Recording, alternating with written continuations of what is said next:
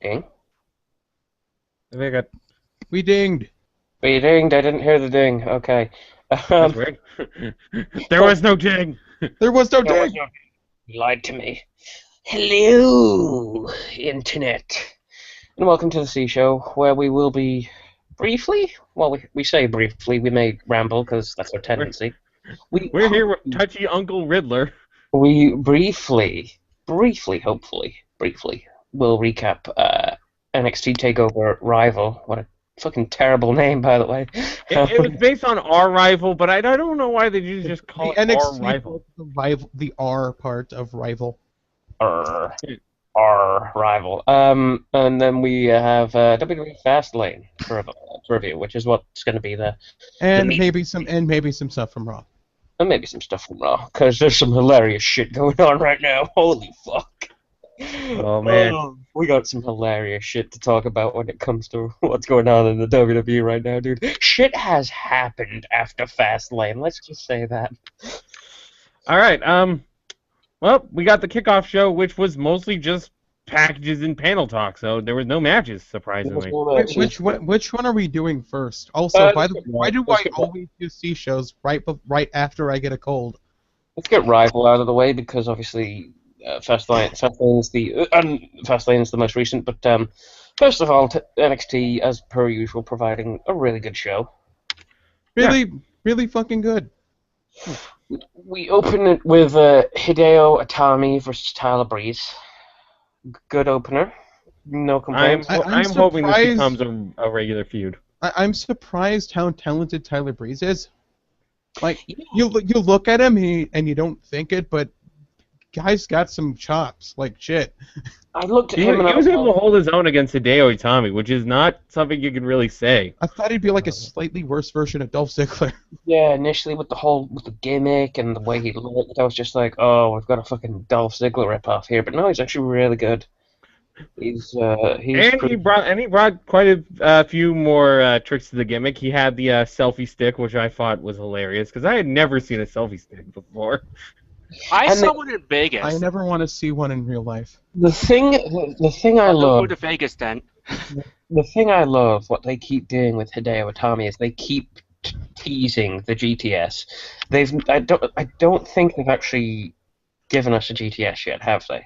No, they give us plenty with Psychos though. So They keep teasing, obviously because of Punk, and they're a bit apprehensive. But the NXT crowd, I feel like he's gonna use it at one point. the NXT crowd, to be fair, they're not like chanting CM Punk or anything. When he's going for the GTS, they're like marking out and they want him to hit and go to sleep. But I do admit I'd like him to do it and then just take the microphone and go, "I invented that."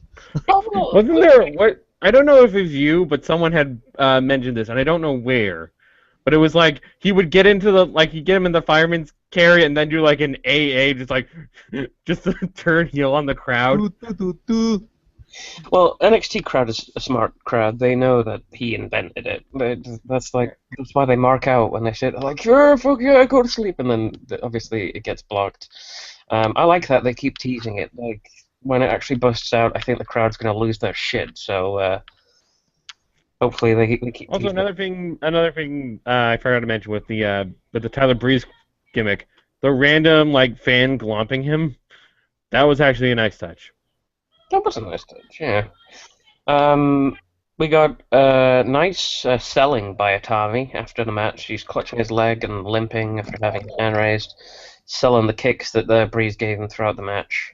Breeze And getting the figure four around the ring post. and the sharp. Selling. Breeze is really good at submissions. That's what surprised me in this match. I saw him do the sharpshooter. He did the figure four around the ring post. I'm like, He fucking did hell. it, and the best part was he actually did a good sharpshooter. He did a good Not sharpshooter. shitty sharpshooter, which doesn't even look like it's affecting the back. I was like, holy shit! Like, fucking Bret Hart would be pleased. Holy hell. Well, he was trained by Lance Storm, so he probably taught him how to use that sharpshooter properly. Well done, Tyler Breeze. Good at I want like, to say that I like one thing that Tyler Breeze does that very few heels seem to be doing on the main show, or just in general in the company, is he's trash talking a lot, and it seems I to be love that he like a I love lost that he art. talks shit. Oh, Yeah, he's he's really a shit good at talker. trash talking and shit. Actually, yeah, now that you bring it up, I'm like, actually, that's a good point. When was the last time, like, heels talking trash isn't a main thing on the main roster? There are a few that are doing it, but it seems that they're. I don't Obviously, understand it. Seth Maybe they're Rollins. not. Maybe they're told not to. Maybe they're burnt out. I don't know. I don't know why the. There are people clearly capable of doing it, but they're not. Yeah, because obviously the main one that comes to mind when it comes to trash talking heels, you got Seth Rollins right now. He's a good trash talker. Yeah, Seth Rollins is definitely one of the guys doing it. Big Show is capable of it and has Curtis stop. Axel actually does it too. I remember when he was wrestling at Tommy and just going, "Who are you anyway?" Oh yeah, Curtis Axel is doing it a lot now. Good for him, because he got fucked over. He's technically the winner of the Royal Rumble, by the way. He should be owner of it. Axelmania! Axelmania. By the way, that weirdly, what they've been doing lately is it reminds me of what they did with Heath Slater, where he comes out, cuts a promo, and then he jobs to somebody.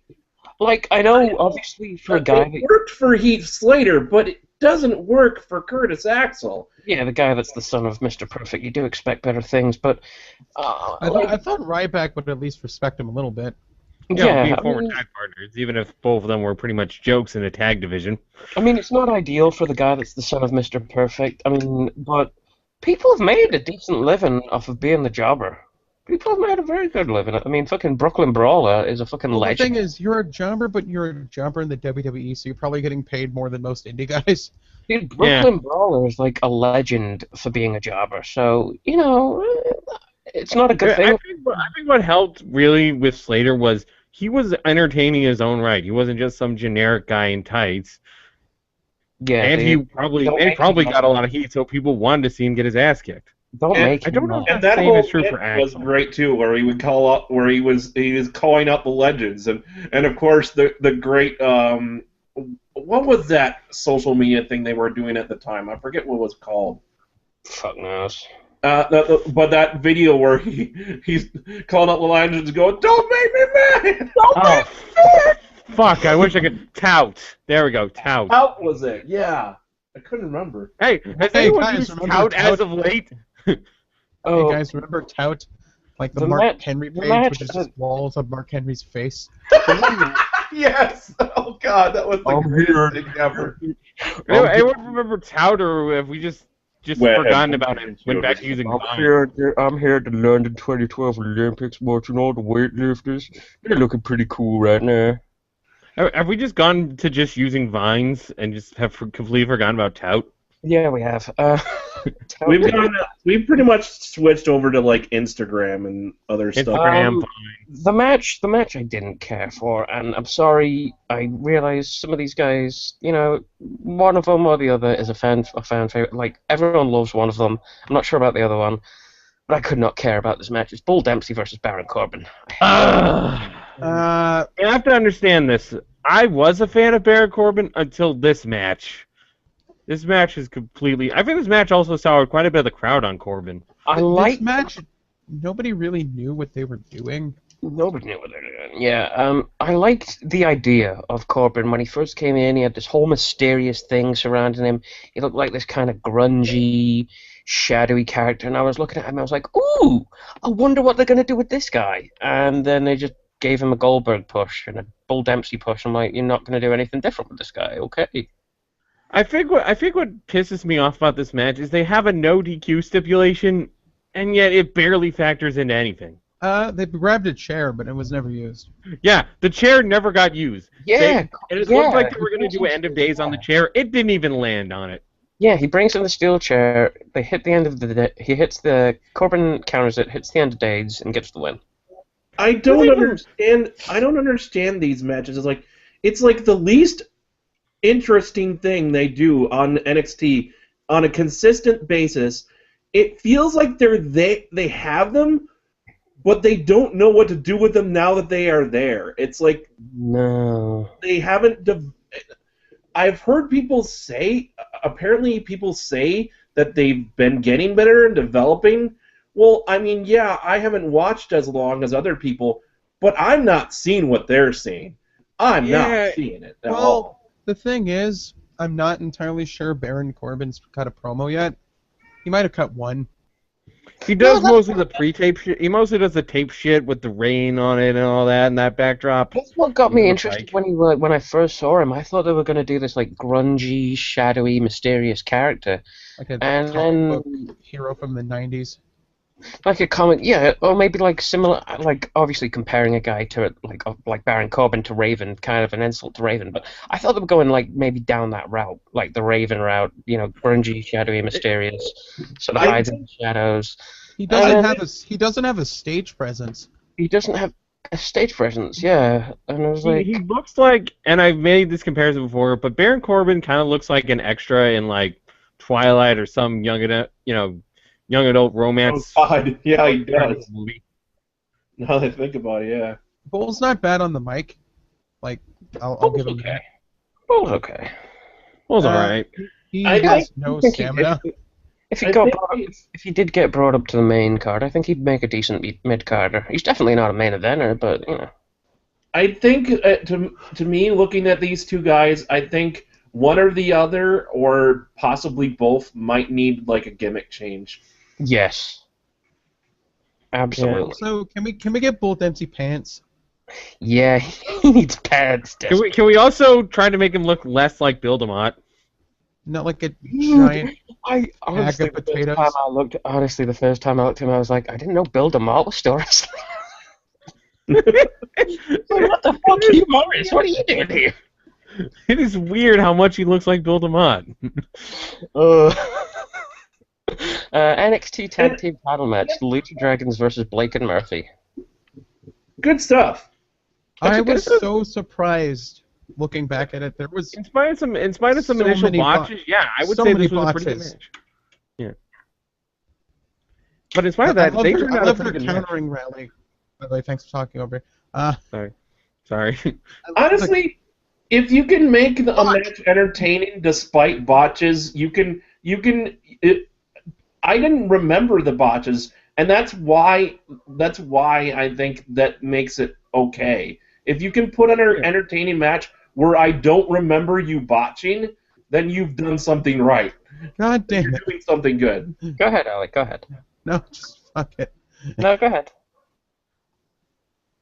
What was you gonna say? Nothing. Oh, okay. Honest. It's Sin Cara and Kalisto. Sin Cara. I thought getting a different Sin Cara would mean that he'd botch less. Yeah, I don't know. I was like, is this an inside joke now? It's just whoever wears the mask has to botch like a motherfucker. I'm like, I think the problem is, of course, the mask itself is just much because you're having to look for like fucking this weird mesh thing that doesn't have really good eye holes. well, honestly, I think Sin Cara has now become the new Doink the Clown. Eventually, just every superstar on the roster is going to play Sin Cara, and they're going to make a joke out of it. I'm Wade So- Cara.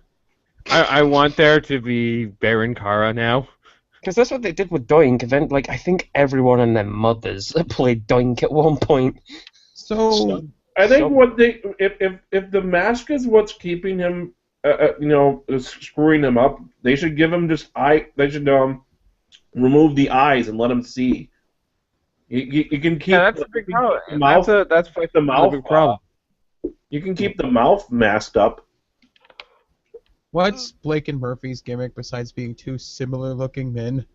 Yeah, step. They don't really have a gimmick. They're kind of just they're basically local talent, but now they have a belt for some reason.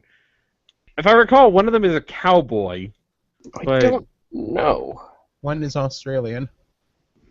They have dubstep, so They have, They have dubstep, One of them is named after Gunner's pal.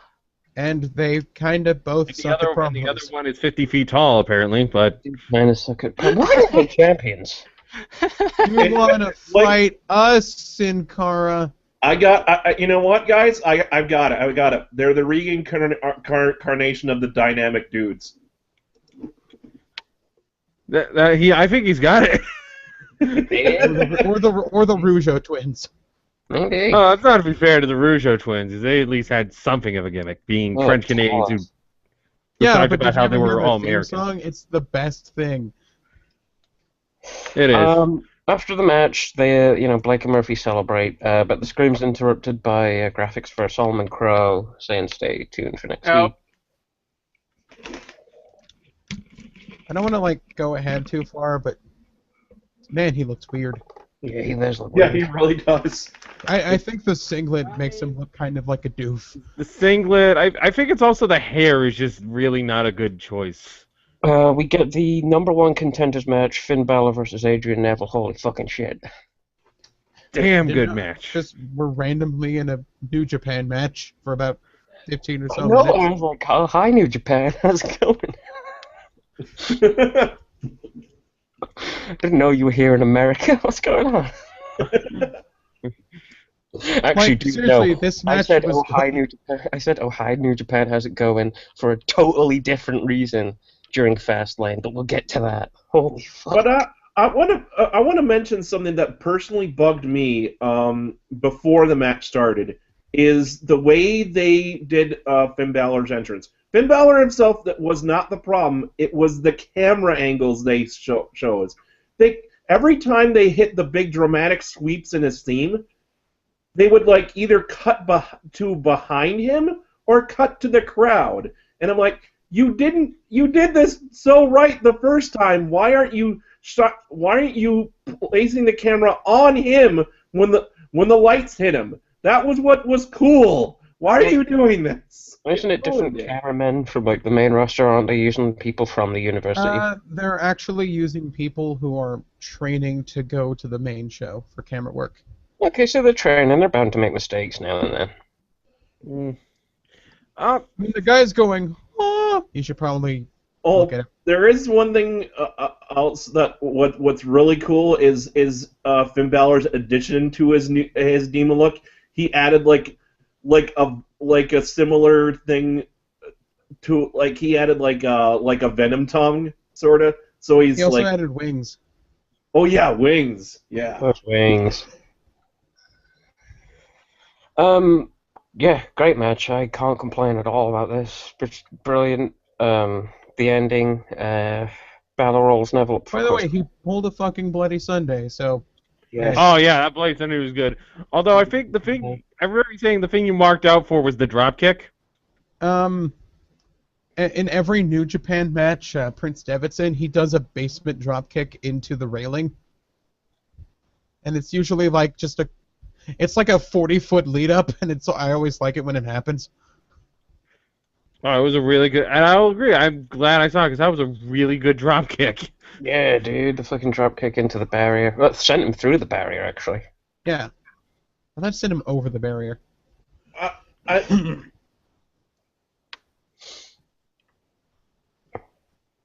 Yeah, this match was really good. Yeah, Neville goes. Neville has an awesome German suplex into a bridge pin.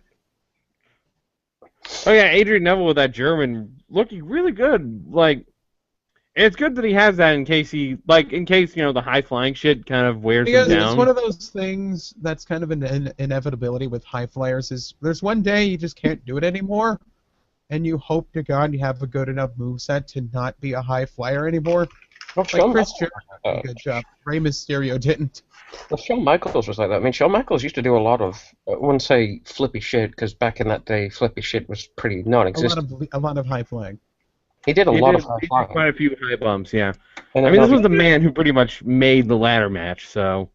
Well, and obviously he got injured and decided not to Do do you high think- flying. I'm sorry. Go ahead. Yeah, he just decided, like, other than the diving elbow, he sort of got the high flying stuff out of his repertoire. I was just thinking of Rey Mysterio and was like thinking, do you think like they only ever had him wrestle against people who knew how to take his stuff? In that case, if that's what you mean. No, we're just talking about how Rey Mysterio never had any moveset beyond Lucha, so. Well, yeah, I'm just like wondering if that's I wonder if he can only wrestle against certain people who could take his stuff, or if his stuff was more simple enough or slowed down so people could take it correctly. I'm mentioning that I think outside of Lucha, he didn't really have anything to rely on. Yeah, well, Yeah, honestly, yeah, I'm not.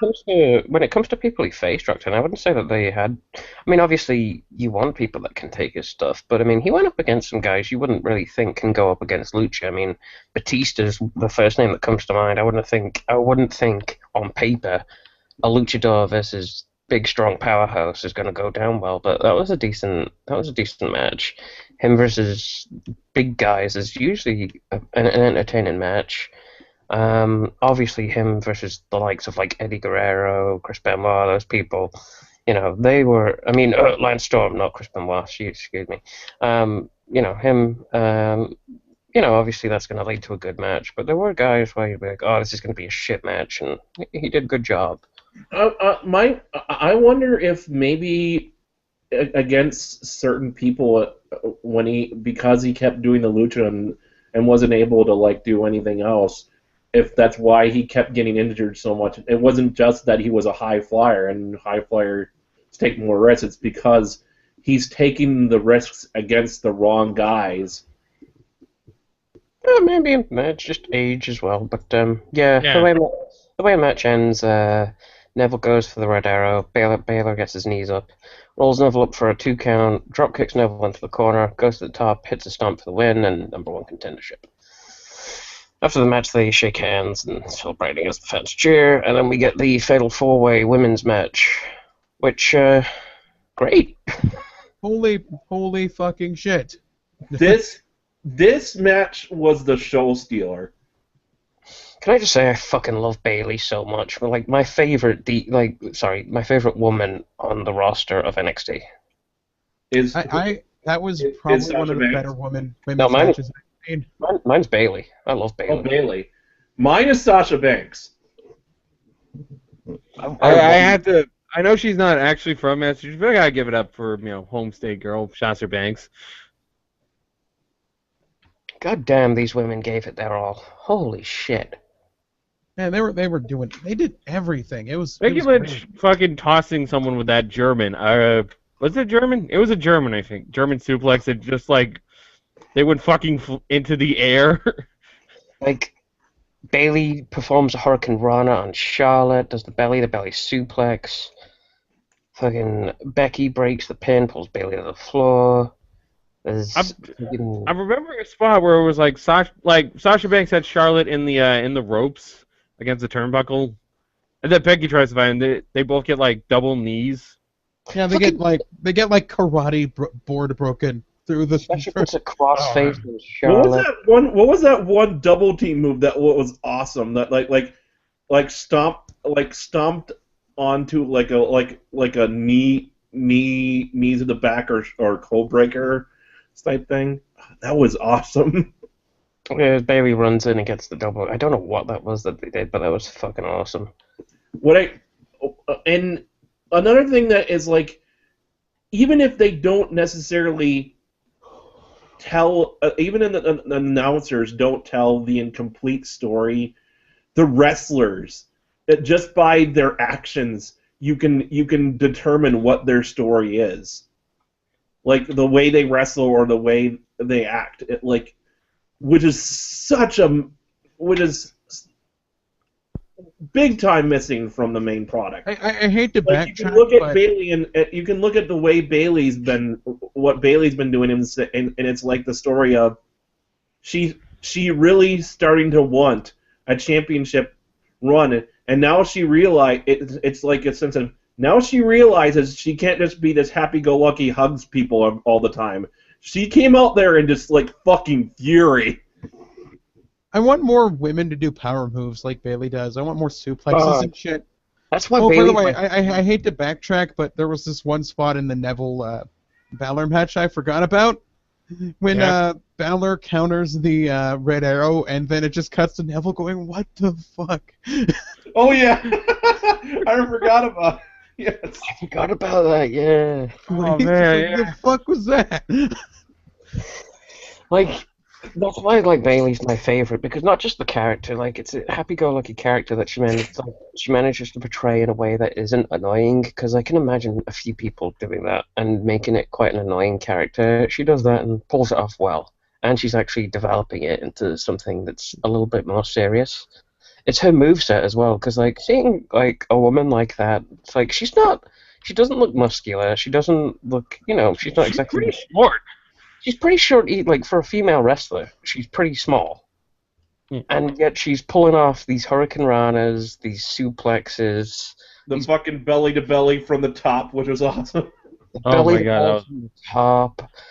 I'm like, holy shit! I was just like, Or belly to belly, as belly to Bailey, as she likes to call it. Yeah, the German suplex she did on Becky. Fucking, I love Bailey. She's my favorite NXT. And like the fans are even chanting during the match. They're chanting, "This is wrestling." They fucking loved these women. They absolutely adored that match, and it was, it deserved the just before the main event spot. Hell, it could have even been the main event. For me, this was match of the night. It could have been the main event, but the match they chose for main event. But let's finish up talking about this match before we get to the main event. Oh, by the way, great ending. When Sasha like puts on a crossface and like just bends her practically fucking in half. Then Bailey and Becky show up and she kicks them off, and it's both gets on the hold. Charlotte crawls. Sasha's pulling her back. She's like just wrenching her backwards, and the whole thing is like Charlotte's never tapped. So fine, and of course they've also said, and we know that like she's a gymnast. So Sasha's like, fuck this, I'm just gonna pin you. That was a really good way. That was a really good finish because it's like, she wore her down. Like she wasn't gonna break her, but she was able to wear her down, so she wasn't able to kick out of a pin. The only thing I can, some people didn't like that pin finish, and I understand why they didn't. It was because it was just like a backslide roll up, which is like she could have just done a normal pin, and it would have been that. I think that would have like nullified those complaints. Yeah. But that was a really great. Honestly, oh my god, such fucking night and day between the Divas division and the women's division. I have some bad news and some good news about that. What's that? Well, the bad news is it is still like night and day in the WWE, where all the women matches are shit. Mm-hmm. But it's also some good news because after people watched that match and after what happened on Raw, which we're going to talk about later, the fans have thoroughly had enough of this shit. Good for them. Pissed. Time. Although I don't have faith. People are probably going to forget about it in like 2 weeks. Yeah. But the NXT title match, Kevin Owens versus Sami Zayn. Favorite match I've seen it in like a long time. I fucking love this match. Now, this is how you write an ass kicking. It's like they looked at John Cena versus Brock Lesnar and said, let's just top that. Let's just make it better. Because everyone knows how capable Sami Zayn is. He's just not going to get randomly depowered for this match like Cena did. He's going to give it his all, which you know how much his all is. It's just Kevin Owens said, "Fuck you." And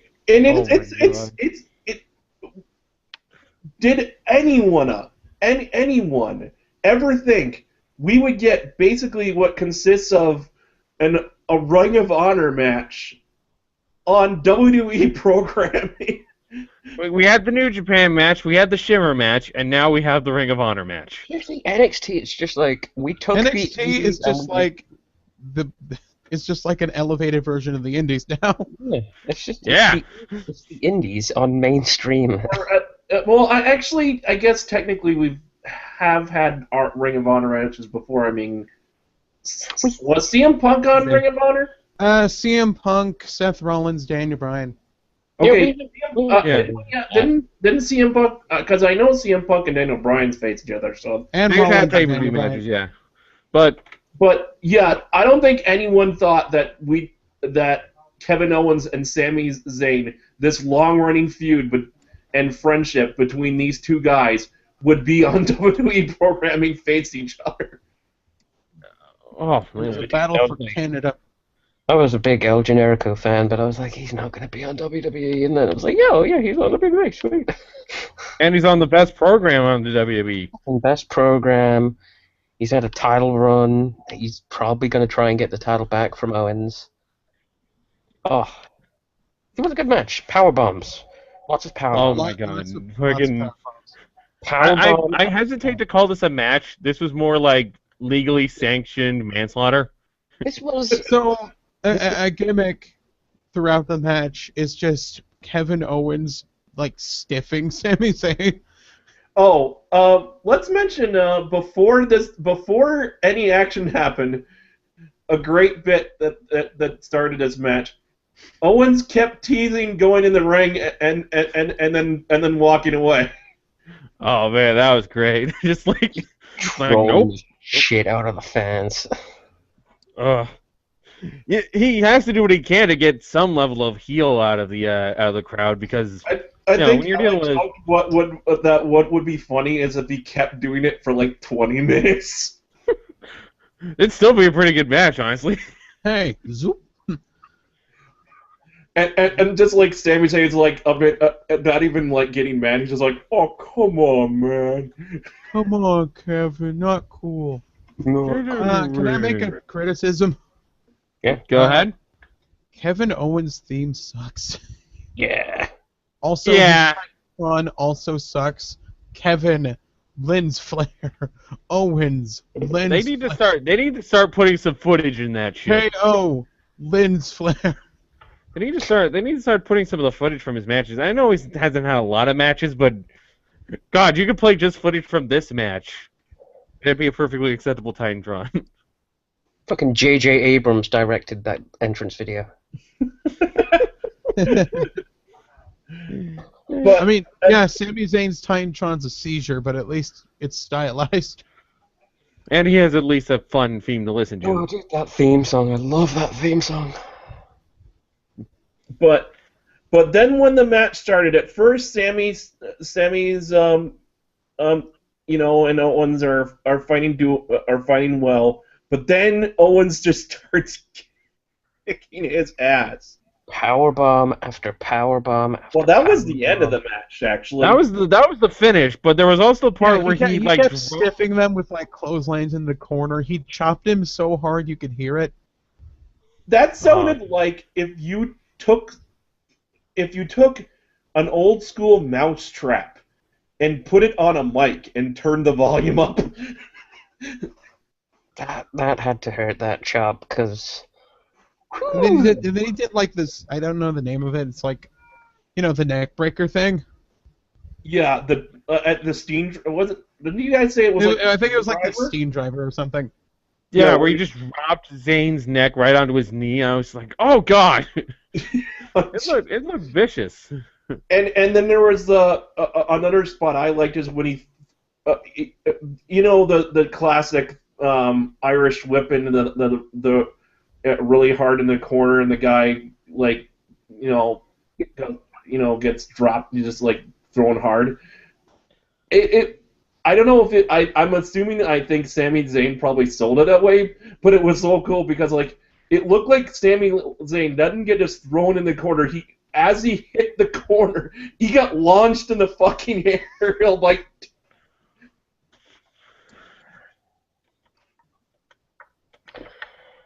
Oh, it was so nice to see, because I was like, oh, okay, like when I started seeing that this was just turning into an all-out beat, and I was like, oh, this is going to be like shades of Lesnar versus Cena, and then they somehow did it better. The reason it's better than Lesnar versus Cena is that Owens can do so much more than Lesnar can. Yeah. That he has such a wide variety of ways he can By kill the way, Zayn. kind of a complaint about Brock Lesnar. There's no Brock Lesnar match this month, but Fucker gets no height on his German suplex. So I'm sorry. There's a difference between like a good German suplex and just going like backwards. These fuckers know how to no German suplexes. Fucking Bailey can do a better German suplex. I'm saying it right now. Yeah, she probably can. Yeah, See, I think as it- Ellie has, it's I bad. think as Ellie said, the reason Brock Lesnar's German suplexes may look more devastating is because he's not doing the proper aiding, he's just throwing you backwards. Like he's letting go of it. All in all, this was a great fucking show. You again subscribe to the network for literally just this. Do it. Or just NXT and maybe some documentaries or something. Maybe some documentaries. I do actually enjoy watching the documentaries, so I can attest. I like It's documentaries. I like the odd episode of Countdown here and there. I like Legends House just because Roddy Piper howling at the moon makes me laugh my ass off. this is Roddy Piper doing what he does. That's like his What morning, fucking say. like his morning routine. And I mean, Sammy did finally start getting some offense, and he like hit his Blue Thunder power bomb, which is Well, I love it's that one of those move. things where it started as Kevin Owens beating him up, then he got a rally going, and then he just got denied. It was great. Oh, the I love- Blue Thunder powerbomb looked awesome. Just like, the fucker is deceptively strong. If he was able, like, I know it's not a deadlift, but he still had to put a little bit of like oomph into lifting someone like Kevin Owens. Yeah. So that was NXT Rival. Great Well, show. We should probably also talk about the finish Yeah.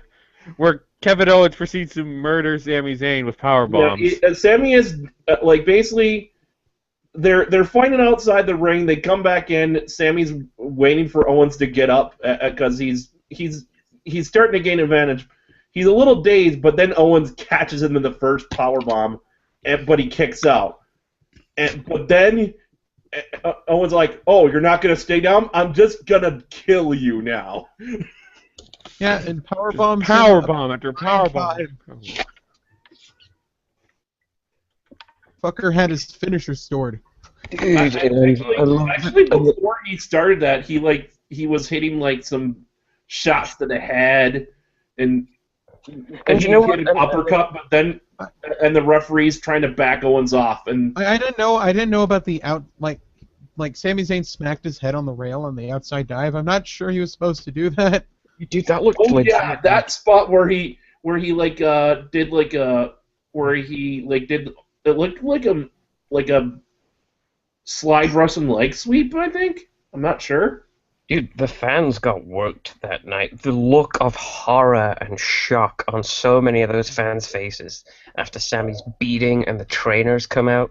Holy. I think the most terrifying spot was that spot where Sami Zayn looked like he hit his head hard on the outside steel, and that steel actually that steel ramp looks more dangerous than the ramp they use at normal WWE shows. So we hit that. I was like, oh god. Yeah. Ooh. Did it not even move when it hit him? Even as like the trainers come into the ring to check on Sammy, like Owens is like, "No, I'm not done." Keeps giving him more power bombs. Dear God. They tell the trainers tell the referee to stop. They finally pull Sammy away. Ref ends up stopping the match due to Sammy's condition, and Kevin Owens wins. By the way, what makes something I realized after the match that Owens had recently with Adrian Neville is there's a reason he calls it a pop-up powerbomb is because when he hits you with it, he lifts you and throws you down so freaking quick. It's like one of the most devastating powerbombs I've seen in ages. It pretty much has all the lifting power of the jackknife with the driving force down of a Batista bomb or a sit out. I'm kind of glad he gets that kind of move because he probably couldn't do the package pile driver. They wouldn't let him.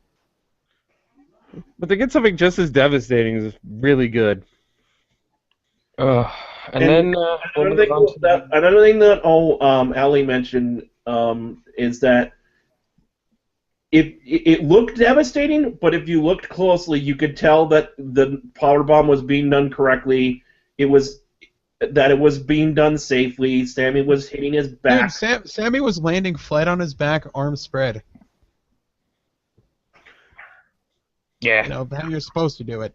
it looks some really dude. Like I said, the fans got worked that night. There were some legit looks of horror and shock on some of those people's faces.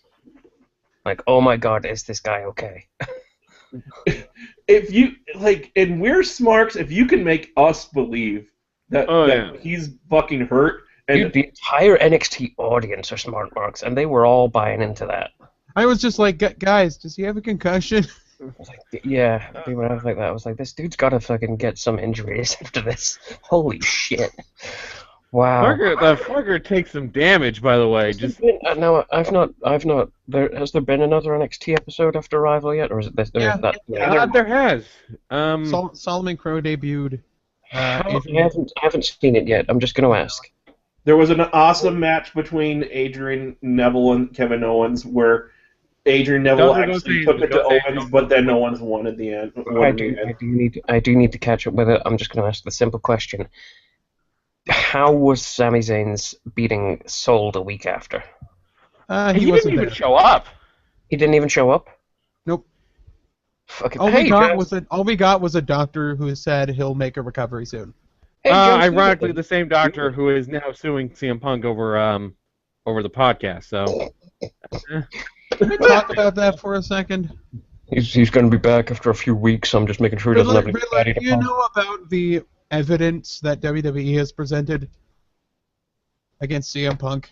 I thought it wasn't the WWE; it was just the doctor that was doing it. No, it's the WWE. Well, the WWE is backing him for some reason. What's the evidence is 5 minutes of silent film where it just zooms into CM Punk's ass during the Royal Rumble. For 5 minutes. No music. It's just awkward silence and the camera getting really close to CM Punk's ass. Huh. We're not kidding. And they didn't even get the right angle so you could actually see. They didn't even get a good. Any of these angles did not show his actual spot on his back, which was there if you got the right camera angle. Honestly, I think it's going to get thrown out of court. That's just my opinion, because the claim is that it did damages. The guy's not getting affected economically, and he's still in business with the WWE. Because he's not been damaged. It's not defamation of character if there's no losses. That's just slander, and that's freedom of speech. That's freedom of speech. The dude's not been affected. He's not been damaged. I think they've got nothing against Punk. Honestly. I don't know why the WWE's even bothering to back this when it doesn't really affect them in any way. We didn't need the montage of CM Punk's ass. It doesn't affect them whatsoever. I don't get it. I think, honestly, I don't think they're suing. I just think they're supporting the doctor, which is a good PR move to do. I think it's. Someone said it seems they might be doing it just because with this whole situation, CM Punk has kind of put them in a ringer. And they're trying to get some measure of like something out of this that they. Yeah. WWE likes to walk away thinking that they've won. That's just so doesn't surprise me. Yeah, that doesn't surprise me. But yeah, takeover Rival, damn good show. Good show. Damn good show. I think I'll say it, and I think I liked Takeover. I think I liked Revolution a little bit more. Revolution, yeah. Yeah, I did like Revolution. I will say, though, that women's match was better than the one on Revolution. It was. It definitely was. It was. That's the best, because I don't watch Shimmer. I know some Shimmer fans. And that's not to say that the women's match they had on Revolution was bad, because it wasn't. It was good. I'm sure some female wrestling fans out there just be like, oh, he doesn't watch Shimmer, fuck him. Okay, I was never. That's just me. Because unfortunately, and the only thing I heard from Japan recently is the shoot incident. So yeah, fucking that shoot incident, Jesus Christ. God. I think saying the women's match in at Takeover Rival was better than the Art Evolution one is like saying that the Sunday you had last week was better than, or the Sunday you had this week was better than the Sunday you had last week. Yeah, but like, they used caramel this time. So, I'm gonna say this, and take this with a grain of salt, people listening. This is from a man that has not seen many women's wrestling matches, and has not seen many good ones, other than the ones that are on NXT. That was probably the reason he's saying that, people. It's because WWE's women's wrestling has been so bad that, and they've been treated so horribly, and the matches a lot of times suck, that Riddler would often come on the show and say, "I skipped the Divas match," because that there was no point in watching it. And it has Because, gotten to the point where now WWE skipping the Divas match. Yeah. Oh man. So I'm gonna say this with wholehearted genuineness behind it. That was the best women's match I've ever seen in my life as a wrestling fan. That was fantastic. I think the best part was it was just a normal match. It didn't even matter that there was like men or women in it. It was just a good match. It was just a good match. It was. I remember The that women rant you NXT had, Riddler. Sorry, go ahead. God. The women's NXT title should just be the women's version of the NXT title, Yeah. essentially. And goddamn if it isn't, because I remember that rant you had, Riddler, the one time on the C show where you went quiet after it because you were just saying like you were basically saying I don't care about the Divas division because the division is not respectable. No, it wasn't. It wasn't respected. It was like, Essentially, yeah. like it was like when this company respects these women, I will respect their division. And hey, NXT women are actually respected, and I respect the wrestling. I respect I that. turned my microphone volume up, by the way. Does it sound any better? you're sounding good. It's like little when, louder. it's And like I'm sure that like there were certain wrestlers that you didn't like, and there were some good wrestlers. It was just like yeah. you're not giving us anything worth watching. Well, I know who's good and I know who's not in that division, but it was like people were like, "Oh, but AJ Lee," and I'm like, "I don't care." It's like, is she getting a good One match? person doesn't make a good division. I'm like, Pretty much.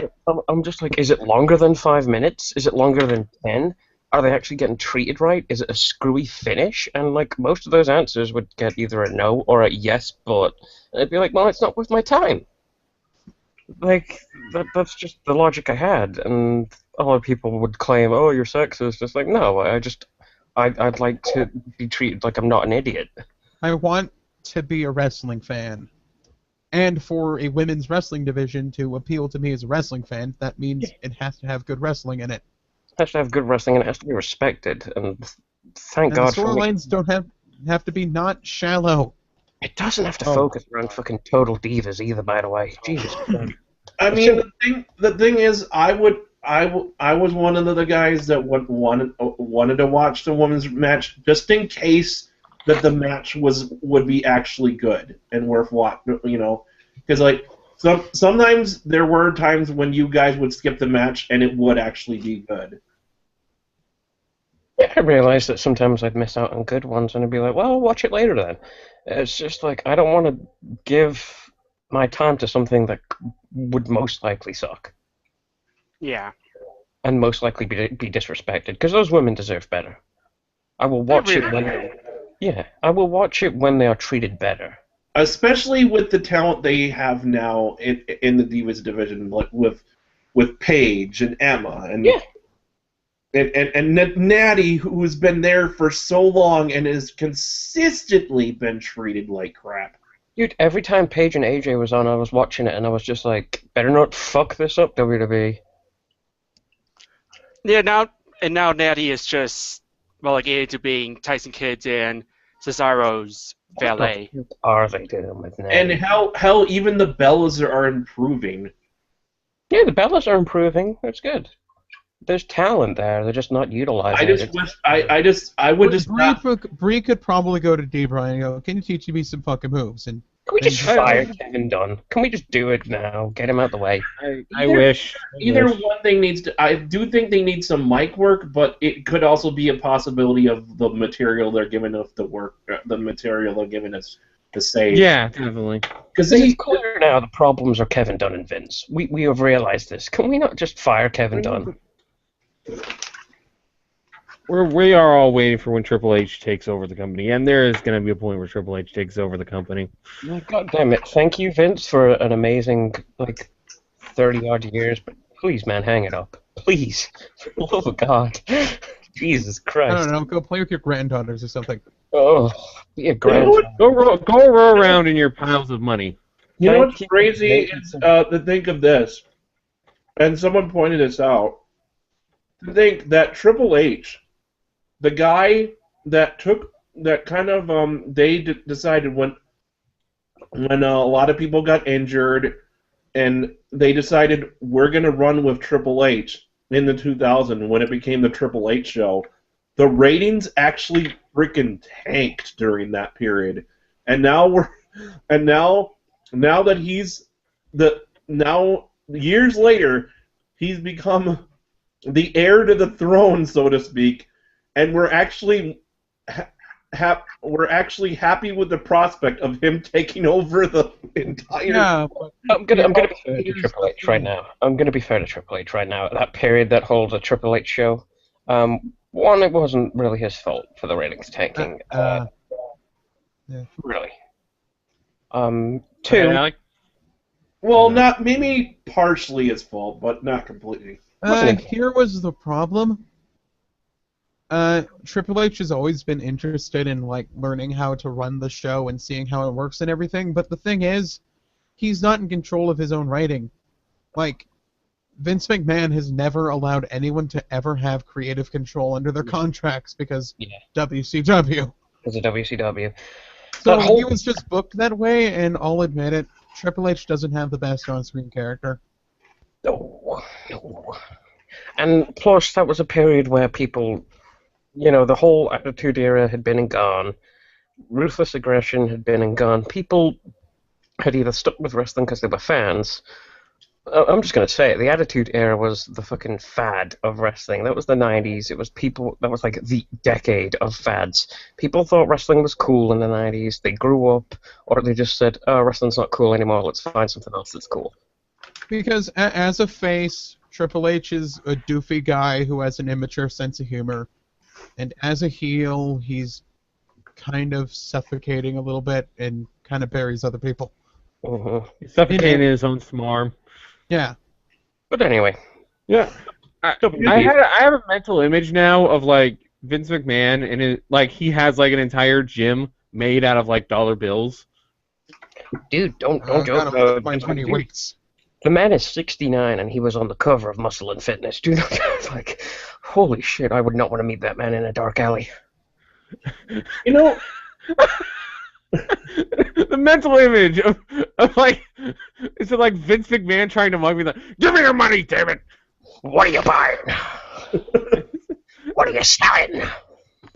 That's the best mental image now. Comes out into a He's fucking wearing a alleyway. trench coat and just opens it. It's like, check out these guns. Oh my comes out to an alleyway. It was What me. are the guns referring to? Guns and guns. Oh, He just comes out into an alleyway. Life sucks, and then you die. God. and you die. God. Do you not remember that promo? Like, Yes, I remember that. it was a legitimate Vince McMahon promo. He goes out in the ring. He's like, life sucks, and then you die. Life sucks, and then you die. It's one of the best Vince McMahon promos ever. Next to It's Me All Along. I remember I remember that. I saw remember it. when like his catchphrase being "You're fired" when he decided he's gonna fire the entire audience. I want crazy Vince McMahon back on screen, not behind the scenes. Bring him out on the screen. That'd be great. I'd love that. I just want him to come out with a tricycle and like riding the tricycle and firing people as he enters the ramp. You're fired, and you're fired, and squeaky, squeaky, squeaky.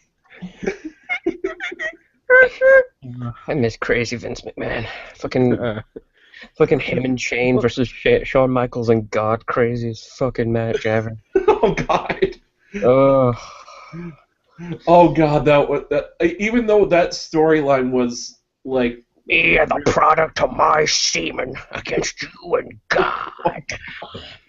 yeah. That. Anyway, WWE Fastlane. Fastlane. I just want to ask a quick question before we move on.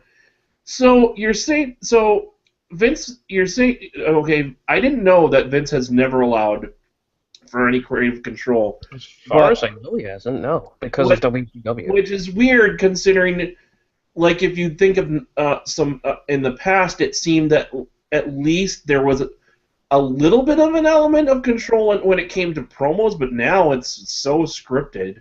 Oh, yeah.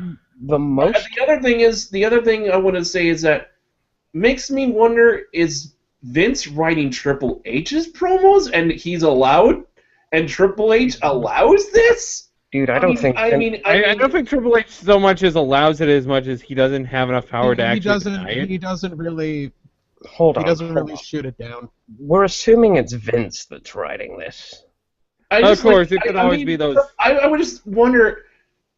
You would think at this point Triple H would have enough power to shoot stuff down. I'm just saying, Vince is a busy man. I don't think he has time to write anything for Yeah, any. no, he has an entire creative team of He has a TV team of like writers. 30 writers who have no idea how to write wrestling. Like, back in the day. It actually does make me think something. Maybe this is why Triple H always looks grumpy in every fucking promo he does. It's like, I have to come on in here and say this shit. No, to me it just looks like he's holding in a big giant shit. It's like, I'm gonna eat Taco Bell before I go out tonight. Ugh. That's why he always does the Okay, that makes sense now. He's at Taco Bell. He's holding in the shit. I'm Triple H. You'd think after a while he'd just stop eating Taco Bell. He really likes Taco Not Bell. if you're addicted to it. Yeah, you know. Anyway, WWE Fastlane. Should we talk about the fucking kickoff? Is there any point? Wasn't it just a whole bunch of interviews and video packages? It was a lot of talking. Interviews. The only thing to mention about I don't know if the king. Let's see. Oh yeah, one thing to mention about the kickoff, mainly about the table. Corey Graves is part of it. Yeah, awesome. Also, there's no Mountain Dew. No Mountain So Dew. makes me think they really like him. I'm They thinking must of really like him to put him in that spot. notable things during the kickoff, I guess. There was the Dean Ambrose interview. Where it randomly kept cutting to black and white. That randomly kept cutting to black and white. There was the hype for Sheamus's return. On returns. There was Booker T getting overly excited about stuff and laughing and laughing constantly. They There talked was about the attack of Go ahead.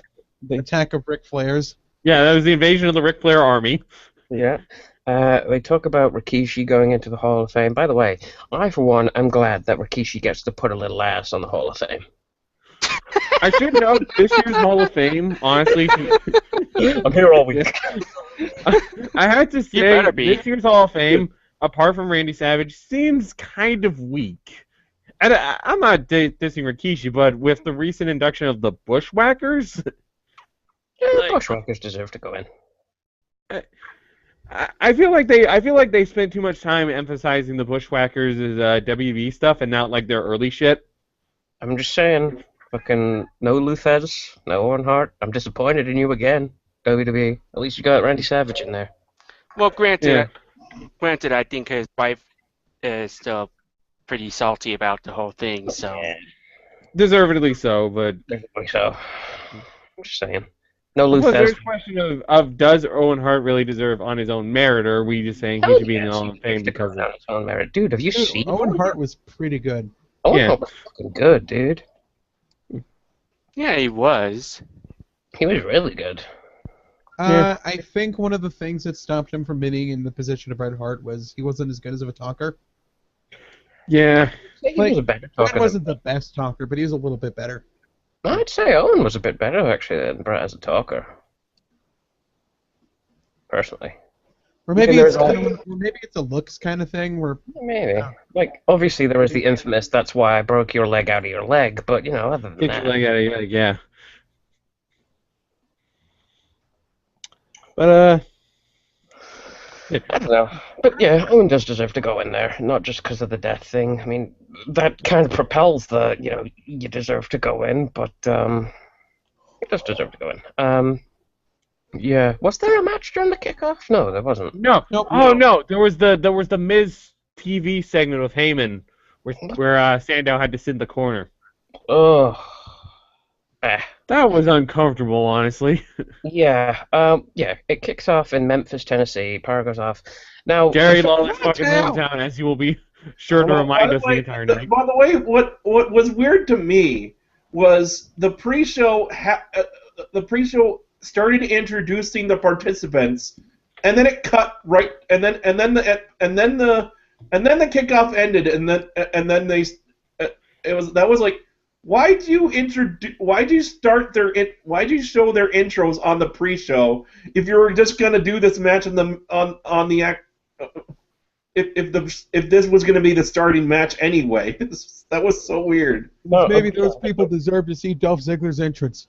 I'm just going to say it now and harken back to that, oh, hi, New Japan, how you doing? Not because of the matches, but because of the crowd. Now, it's in Memphis, Tennessee, home of Jerry the King Lawler, home of As he will be quick to remind us. as he will be quick to remind us, home of the famous Memphis wrestling that Jerry Lawler was a part of. The crowd, I expect them to be like other places that have a long wrestling heritage. New York, Philly, Texas, those places. Loud, let you know what they think kind of crowd. Nope. Quiet, leaning in, watching the match, It was a weirdly dead crowd, yeah. giving the odd chant here and there, giving the odd applause here and there. But they never really got loud. They never really got rowdy. They were just leaning in and enjoying the action. And I was like, did the WWE like secretly go to Japan and just nick stock footage from Memphis? Memphis. Did they mistakenly assume that Kyoto was Memphis? What the fuck? I mean, when Ziggler and Ryback came out, there were pops in the crowd. Oh, no, I'm not saying that there weren't pops at all. I'm just like, for example, good examples of the crowd just being dead.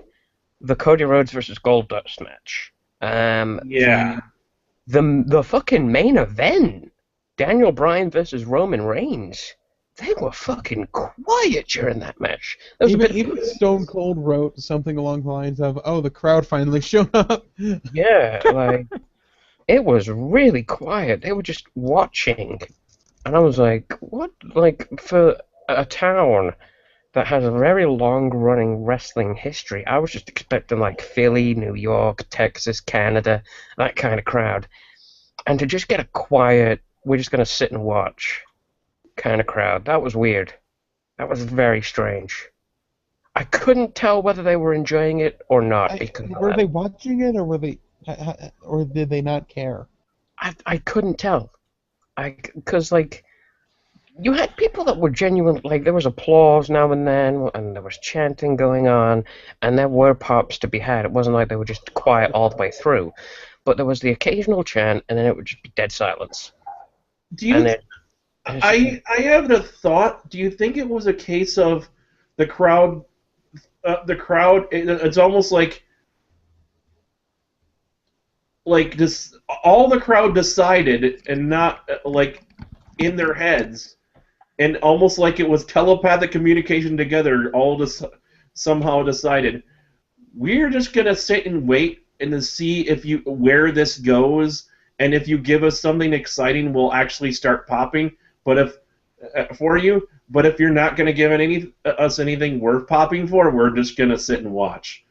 It could have been that, but I mean, some audiences are like that. Some towns are just the quiet sit and watch. Some are just not interested at all. Some couldn't give a fuck. I could not tell with this one. I couldn't tell if they liked it, if they hated it, if they couldn't care less. I was just like, this is fucking weird. It's just so strange. Really weird crowd. Really weird crowd. Especially for this play for town. Yeah, I was like, what the fuck? It's like, where are we? We are in Memphis, right? What the fuck? There's not even like Jerry. Because of where it was in Memphis, I don't know. Apparently, this is the FedEx Forum. Yeah, I was horrible like, name, by the way. There weren't even like Jerry chants that they usually get when they start off. It was just like it was they're just sitting and watching. I'm like, I guess they're liking it because I can't see people walking out, but they were just indifferent. They were just there. It's like me watching wrestling by myself. I'm just kind of just like observing. Yeah, they were just observing. And see, with New Japan, I expect that because that's just how they are. You sit and watch. It's sort of like a cinema. Japan likes to watch. Yeah, they like to watch. They keep quiet. They sort of chant now and then. They chant names like Tanahashi and Okada, that kind of thing. Yeah. Yeah, yeah. Then again, we were talking about like cultural differences, but yeah. I expect that with New Japan. I don't expect like with America and with wrestling towns. I expect loud. I expect honest. I expect just fucking. We're here to have a good time. Woo woo. And if it's shit, we'll let you know about it. And with Woo woo, you know it. yeah, and it's just like with Memphis, it's just like we're here. There's nothing else to do tonight. Elvis is dead. We got nothing else. May as well. Dolph Ziggler, Eric Rowan, and Ryback versus Seth Rollins, Kane, and Big Show. It was a match. Was did recently like the anniversary of Elvis' death come by and it's like everyone's sad again? I don't know. It was so strange. Yeah, the 6-man tag, decent opener. Was an okay way to open the show. Wasn't anything really memorable about this match, and for the story, I wanted it to be a bit more. I wanted it to give me a bit more. It was okay. It kind of felt like a holdover because he didn't have a WrestleMania storyline. Yeah. You know, it just felt like they were going through the motions. I don't know why. this was really just this was just really like we have nothing for these guys right now. We're just gonna reenact the Survivor Series match, except without John Cena and Yeah. Yeah, Big Show already heel. Yeah, Big Show being heel is like the most confusing part about all this. It's like, why? Because they were hinting a face turn and then they didn't. But yeah, I know there was oh, dude, there were some really good signs in the crowd. I'm gonna go over some of my favorite signs as we go over it. My favorite sign of this match was Big Show face turn. Like, oh, okay. That did not happen though. It did kind of look for a moment that Big Show was gonna go face though, because there's a moment in like after the match they're doing the beatdown, and Big Show's just kind of standing, staring, looking at them all disapprovingly. He's just like, I'm like, what the fuck? Big Show gonna turn face? No, it didn't happen. But he did sort of look pissed off. By the way, here's the big problem with this match. First of all, these guys just beat the Authority, and they don't get to, Dolph Ziggler and Ryback, who are starting to get who are definitely big time over, don't get to pin.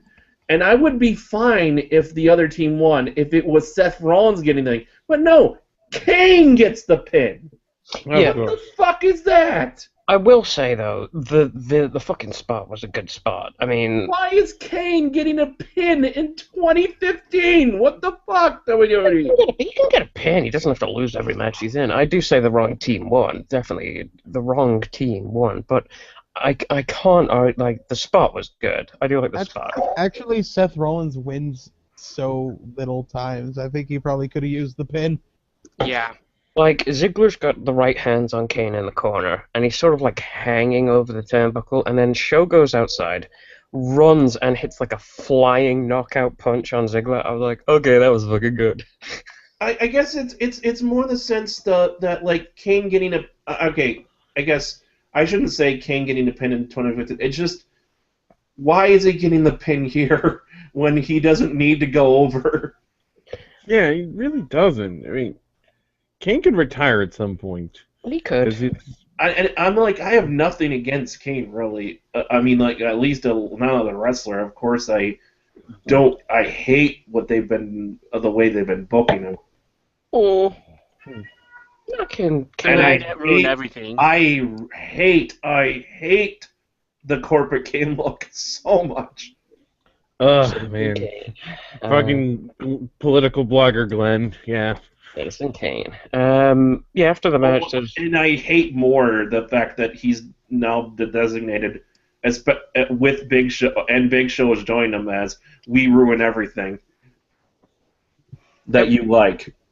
Yeah, I actually made that stable in 2K14. Is that a good match? We should go fuck it up. Yeah, after the match, there's a beatdown going on. Fans I chant will for say though, I guess I had less problems with the way this ended, just because it was a pretty cool finish the way they did it. Where I did like the jumping knockout punch. Oh yeah, dude, that jumping knockout. But that was the spot of the match. The rest of the match was just kind of eh. Yeah, after the match, there's a beat. Oh, there was one other cool spot. Sorry to interrupt again. Yeah, go ahead. But where Rollins came off the top rope, but Ryback catched him in a verbal suplex and turned it into a shell shock. A verbal suplex. Cool. That was a good spot. Yeah, that was a very good spot. He verbalized the suplex, yes. But by the way, Ryback's been getting kind of better these days. I think Ryback's improving. What would have been really bad is if for some reason he turned that into a jackhammer. It's like, oh god. and then Vince would have probably had an aneurysm. Yeah, after the match, there's a beatdown. Fans are chanting for Randy Orton. Was it like spoiled that he was returning or something? Because the fans called it right away. No, they kept saying he was returning, so they kind of expected it to happen. Okay, I thought it might have been leaked or something that they kept saying he would return. Okay, yeah, Randy Orton comes out, fucking RKO's every motherfucker in the ring except, obviously, Seth Rollins. Seth Rollins gets away. Just abandoned ship. He doesn't take the briefcase with him. I honestly thought we were going to get, like, a revisiting of that Seth Rollins naked pic, because there's a moment where, like, Big Show's pulling at fucking Seth's tights, and you see a little bit of ass crack, and I'm like, oh god, no, you've already had one. Don't show his ass. Don't show his ass. You had one scandal, WWE. No. We don't need more Seth Rollins nudity. I want him running away to be turned into a GIF though, because he's just hauling ass. It's like, good fuck it. Abandon Fred. Your briefcase. Every time someone gets pants in a wrestling match, suddenly the Billy Gunn Mr. Ass team plays. Yeah, Rollins runs away back to the back. Orton's music hits, and does the Orton pose and does what Orton does. We get a video for Goldust versus Stardust. I just want to say real quickly though, although Seth Rollins running away at least this time. It made sense. I mean, Rollins did just practically fucking murdered him before he came back. But I don't understand what they've been doing with Seth Rollins, because he's being backed by the Authority. You would think that the company would be doing everything to make sure this guy looks strong. And I don't mind him being a cowardly heel, but he's being booked like he hasn't won 2013, anything. 2014. It was either 2013, 2014. Dolph Ziggler, for God's sake. That's what he's being booked like. I didn't think of that. Yeah, he sure is. Yeah. Jeez. Fucking hell. I hope it doesn't go as terribly wrong as that fucking...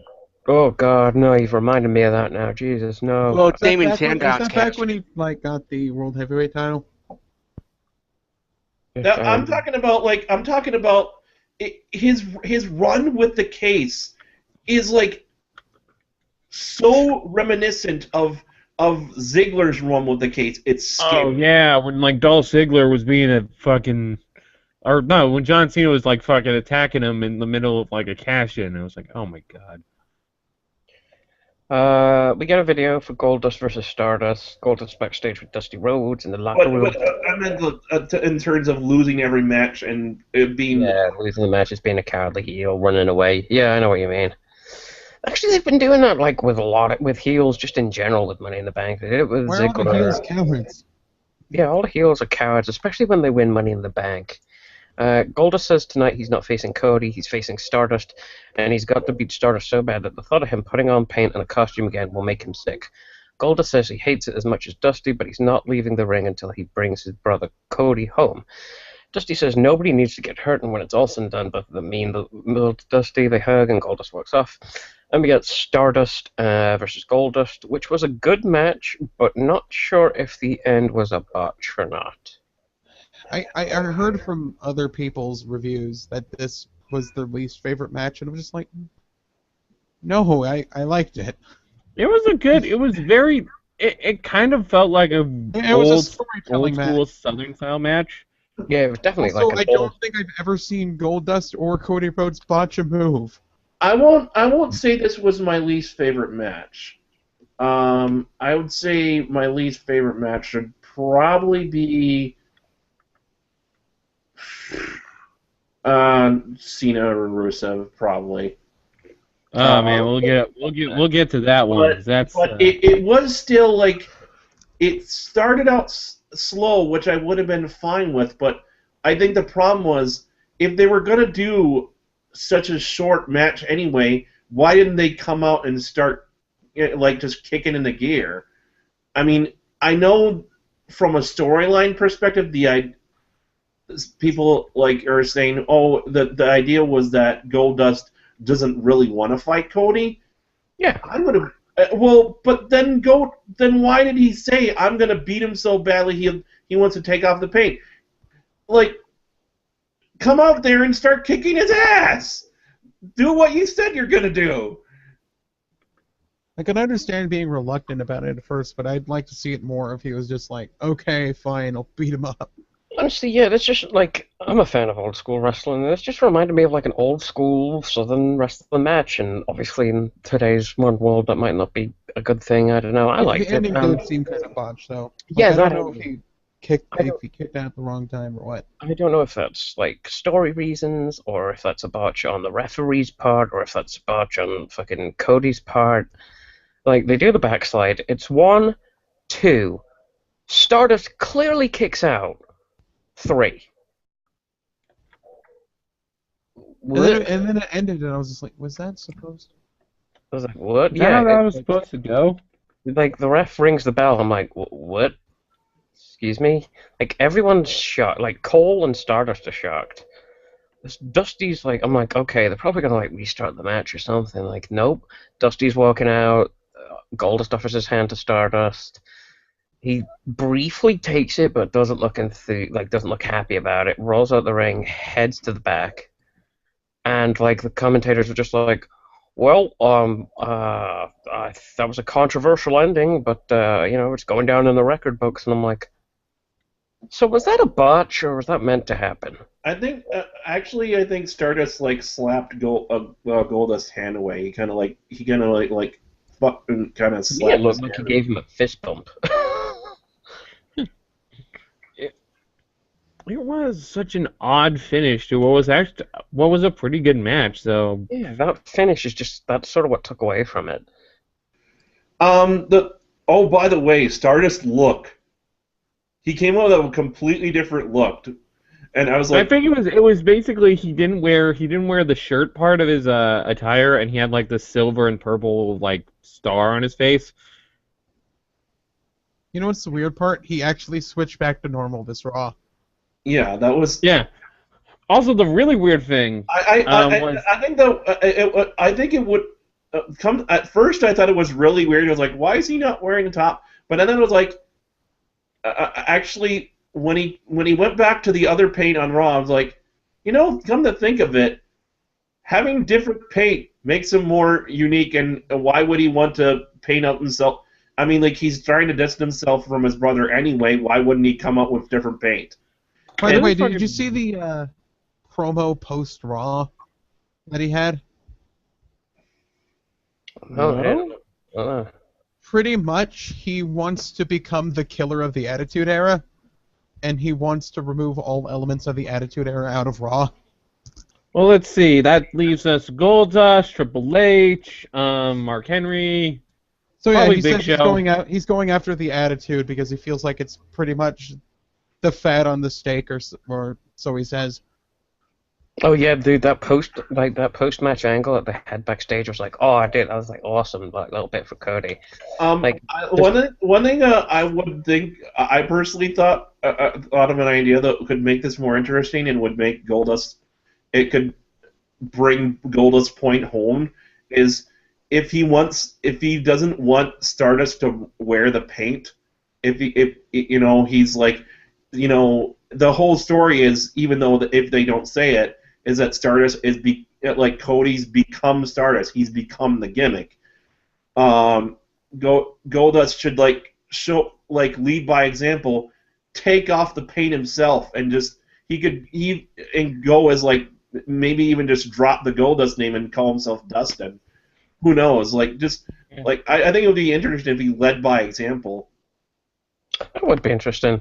Yeah, the post backstage segment, like Goldust backstage, he said he tried not to hurt Stardust, and then Stardust comes up, says this is a family party, but he wasn't invited, asks Goldust if they're done, and just starts beating him down. Dusty yells for Cody to stop, and then just Stardust does this huge tirade at Dusty, and it's just like, yeah, it's just like going on about the Attitude Era, how it never ends, how it's never dead, it's like blah blah blah, and then it's like, well, I'm gonna end it, and it's like, oh. Actually, that was the Raw promo though, but this promo is where he basically said he was basically blaming Dusty for everything that's happened, and then he basically told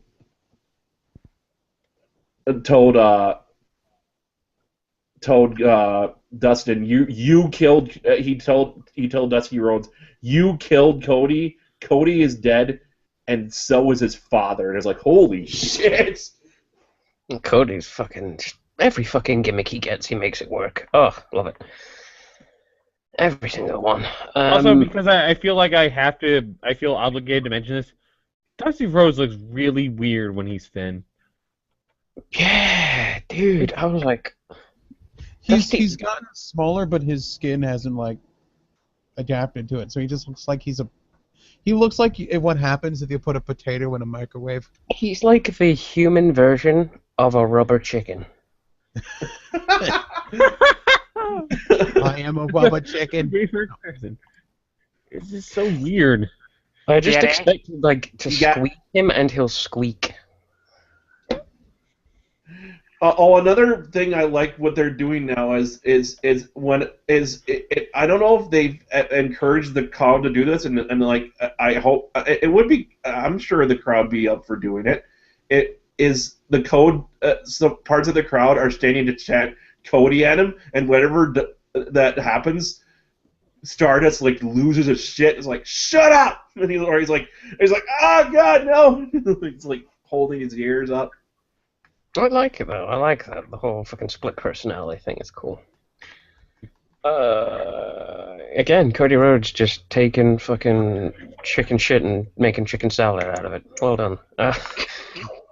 That's the fucking saying, dude. I don't know, and also Dusty Rhodes, human rubber chicken. I'm not sure if the entire the idea of Stardust 100% came from them. Maybe partly, but I mean. Cody has said, as was once said himself, that some of Stardust comes from him, again being a huge nerd and basically trying to copy Starman from the original Pro Wrestling on the Nintendo. Well, it wouldn't surprise me if Cody had a part in it. But yeah, that's one thing I learned from that match was. Dusty Rhodes is a human rubber chicken, and when you squeeze him, he'll go bicycle. Yes. WWE Tag Team Title match: Tyson Kidd and Cesaro versus the Usos. The Usos finally lose their title. Holy fucking shit! And a pretty good. Before we mention that, can we go over the fact that Seth Rollins and Jon Stewart are having a feud? Yeah, what the fuck? Jon Stewart doing surprisingly well on the promos because it's Jon Stewart. I think my favorite part is it seems like Jon Stewart knows about wrestling. Yeah, it's like the whole thing, for whatever reason, for those that don't know, this whole weird fucking video, Twitter, I don't even know what kind of war. It's a YouTube thing. Started off. We'll just say social media. Social media war started off with Seth Rollins saying he could host the Daily Show and he'd be better at it than Jon Stewart and he'd be funnier. Jon Stewart decided to reply. That was just a random throwaway comment, by the way. Just a random throwaway comment. Jon Stewart decided to reply to this. And basically, he's going along the lines of, "You messed with the wrong guy, Seth Rollins. You picked the wrong fight." I think the best part is like listing all the things. You can't decide what color your hair is. That was the line. That was the line where it's just like he's listing all the mistakes that Seth Rollins made. It's like not being able to decide what color your hair is. It's like, I just loved it. I just seen this old man, like, it's just like, "You've messed with the wrong guy, Seth Rollins. I'm coming to get you." I was like, what the fuck? What world am I living in? Clearly the wrong one. A world where this is existing.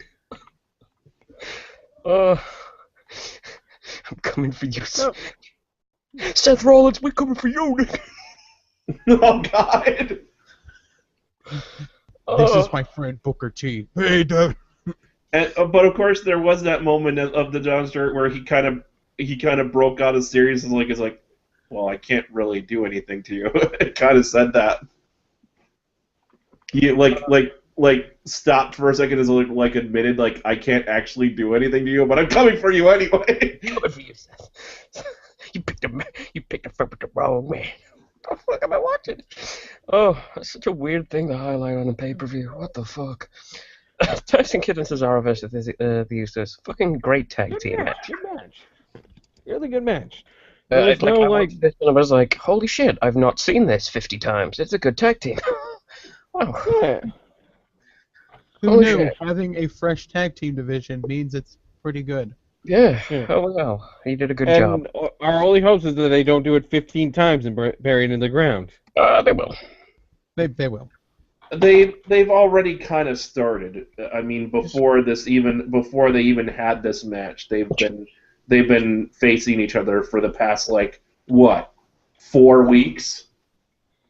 That's just how they do storylines now, Rox, and it pisses me off so much. Instead of saving the match to the pay-per-view and having them fight different people up until then, they just kind of wrestle each other 4 times. I remember when storylines were And then during pay-per-views, they wrestle each other slightly longer. I know they were having different combinations of Usos versus Tyson Kidd and Cesaro, sometimes in singles matches. Yeah. I just remember when storylines were booked as if they were special, fucking hell, give me something like Shawn Michaels versus Bret Hart again, except without a screw job at the end, you know. Oh, let's not mention. Let's not forget to mention that even though this match was pretty dang good, it's coming from, and they showed us that this promo did happen on SmackDown, but this whole thing has started because of stuff that happened on Total Divas. Isn't it only 1 or 2 of the... I think Natalia's the only one who's on Total Divas. Yeah. Naomi got removed from the show. The thing is, it is a weird mutation of something that happened on Total Divas, but I feel like it's more of a... It has become more of a WWE thing than a Total Divas thing. And I'm quite happy for that. But this feud is so weird. They have the way they apparently, for some reason, the Usos do a double date with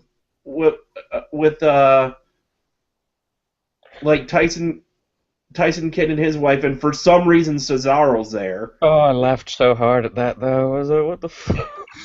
I'm bringing my friend. Just bring him And back. then something I don't remember exactly what happens to cause it, but they start a shoving match happens. I'd just like to think that Tyson Kidd was trying to propose the idea of a threesome between him, Natty, and Cesaro, and decided to bring Cesaro along, and he thinks... By the way, I'm apparently I can. Someone's actually. Hey, would it be gay if he watched?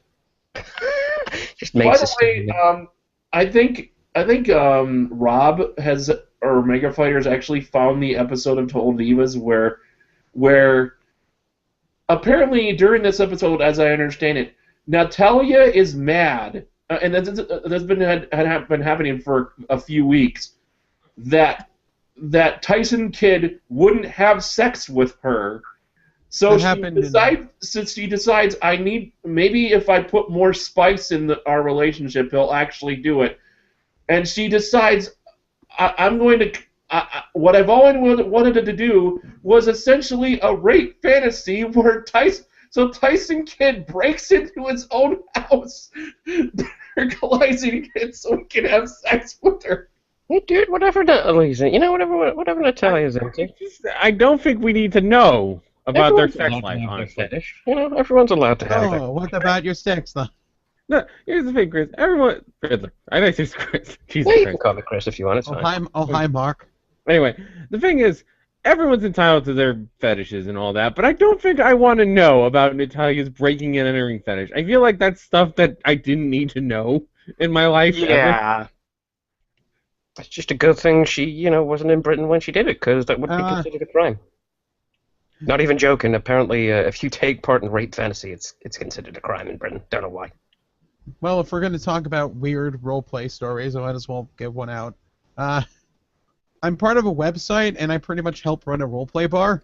Like, buy drinks, hang out, that kind of thing. And one character was literally Cthulhu. And instead of ordering a drink, he shouted a thunderstorm and spit glass at me. Huh. And it's just like... Okay. Well, that's weird. Better give me a good tip. People have weird interests. Yeah, the way the match ends, Cesaro and Jay tumble out the ring. They're brawling. Jimmy gets a 2-count on Kidd. Cesaro gets super kicked out of the ring, but Kidd ends up hitting his suplex finisher on Uso for the win. They become tag champions. They celebrate with Natalya as they get their replays, and we get a video package for Sting versus Triple H. Before we go on, I do want to mention the Samoan drop. The Samoan drop? Oh yeah, the Samoan drop. Yeah, I want to mention that spot where he did this, they did a Samoan drop on the barrier. That was awesome. yeah, It also yeah. looked like that looked like it. That would look. That was Let's give really cool Jesus, that that looked like it had to suck. I wouldn't know. Yeah, that was a really good spot. I was like, oh, damn. And it wasn't really Triple H versus Sting. It was just Triple H confronting Sting. Even though Sting did not say anything. I still love how in every video package about this feud, they show the spot where Triple H turns around and Sting appears, and he just freaks the fuck out. And falls over. This by far, thinking back to it, it's one of those things, again, where we've had this happen before on, now they're called special events again instead of pay-per-view, or at least WWE wants to call them that, even though technically they're still pay-per-views until they stop showing them on cable. Yeah, until the carriers start dropping them, but we're having promos on your special events / pay-per-views, and I don't like that. I mean, well, at least 20-minute promos. I have no problem with a backstage promo before or after a match, with the people that were involved in it. That I don't mind. That's perfectly fine. That works. But to have two people not even wrestling, not even involved in any matches, is come out and have a promo. No. Regardless if the promo is good or not, I don't want it. Segment. It doesn't Yeah. need to be there. You could this could have this on Raw. Yeah, to be fair, this could have been on Raw. That could have just been last week. Could have easily been on Raw. Yeah, but instead they decided to push it to Fastlane. Yep. Yeah, Triple H makes his way out in street clothes. His hands are taped up, and he looks ready to fight. He apologizes to Ric Flair because he pushed Ric Flair on Raw last week, but stands by what he says. He says he stands here tonight not as the COO of WWE, but as the heartbeat of WWE. He's in a WWE ring. Why do you miss when my baby kisses me? Anyway, That was our singing moment for this. anyone gets your eyes in it. anyone that gets that reference, NXT show sponsored by Pepto-Bismol and Pointless Musicals. if anyone gets that reference that I just made, points to you. Well done. He's waiting for I Sting. don't get that reference. Good. It's a British. I'm not gonna say something to do with Britain. And Sting's video starts up, and out he comes to somewhat of a pop. Again, the crowd is like dead, even during Sting's entrance, which is weird. This crowd's just watching. It's so strange. Triple H just seems they're past the point of pleasantries and is ready to get to it. He says he feels sorry for Sting for backing the wrong horse all those years ago. He says Sting was such a loyal soldier to WCW, and that Sting was WCW. He admires Sting and respects him for going down with the ship with his head held high, but says it was guys like him who helped that ship go down. And I immediately say, no, Triple H, that was the NWO. That was Kevin Nash and Hulk Hogan and Scott Hall, Vince Russo. Hey, two of those are your buddies, Triple H, so I can see why you're not really quick to blame If them. there were people that in WWE that could say they had a part in taking down WCW, or at least the people that became stars during WWE that started to like shift people towards WWE because they were big, it was people like The Rock, the Stone Cold, the resurgence of The Undertaker. I realize though, Triple H, big cocky heel. I get it. Likes to take credit. You know, whatever. Triple H says he can give Sting's legacy Wait, but back. heels aren't supposed to lie. Oh, no. Triple H says he can... heels aren't supposed to embellish the truth. Or Exactly, yeah. I get it. It's a heely thing. I get it. Fair enough. Not a problem. Taking the shit out of an argument I heard. I get it, though. I mean... But at the same time, there's this weird thing where it's almost this thing where Triple H isn't 100% heel in a way, because he's... some of the things that he's saying, I'm trying to... He feels like Sting is there to take away what take away everything he's fought to build. I'd say Triple H is being a tweener right now. I don't know. It's kind of one of those things where Triple H the person and Triple H the character are so similar that it's just like, we can tell you're acting Triple H. Yeah. Triple H assures... Especially on that one Raw right before the Stone Cold podcast where he's just like, I'm going to manipulate Stone Cold, and then he goes on the show and he's all friendly and just like... You know what really would work is if he never... I think he should have never said that he thinks that Sting is trying to like take down the company or anything. This idea is that because Sting removed the authority, that somehow that's why. To be fair, the reason that I love this as well, this is all Triple H assuming what Sting wants. Because Sting doesn't say anything. I would love it if he would just lift the microphone up to his mouth and go, dude, I just wanted to hang out. I think what would make it is would make this work is Triple H just shitting on WCW. All they need to do is, I really would have liked at some point during this, especially before this, for Sting to just talk and say why he's doing it, and it should be.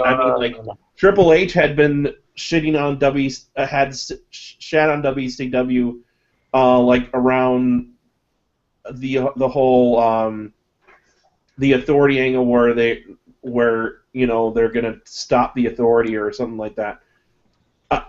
There was one line where Triple H basically said, "This isn't." He said, "This isn't WCW where the inmates run the asylum." He said that a couple times, and I wanted Sting to basically like call him out for that. No, I honestly, I have no problem with that. They've gone back to like classic Crow Sting, where he didn't say a word, and you knew what he wanted, You didn't know why he wanted it. You didn't really care why he wanted it. You just knew he wanted it. And he, put it in his own way of how he wanted it, with mind games and beating the shit out of people.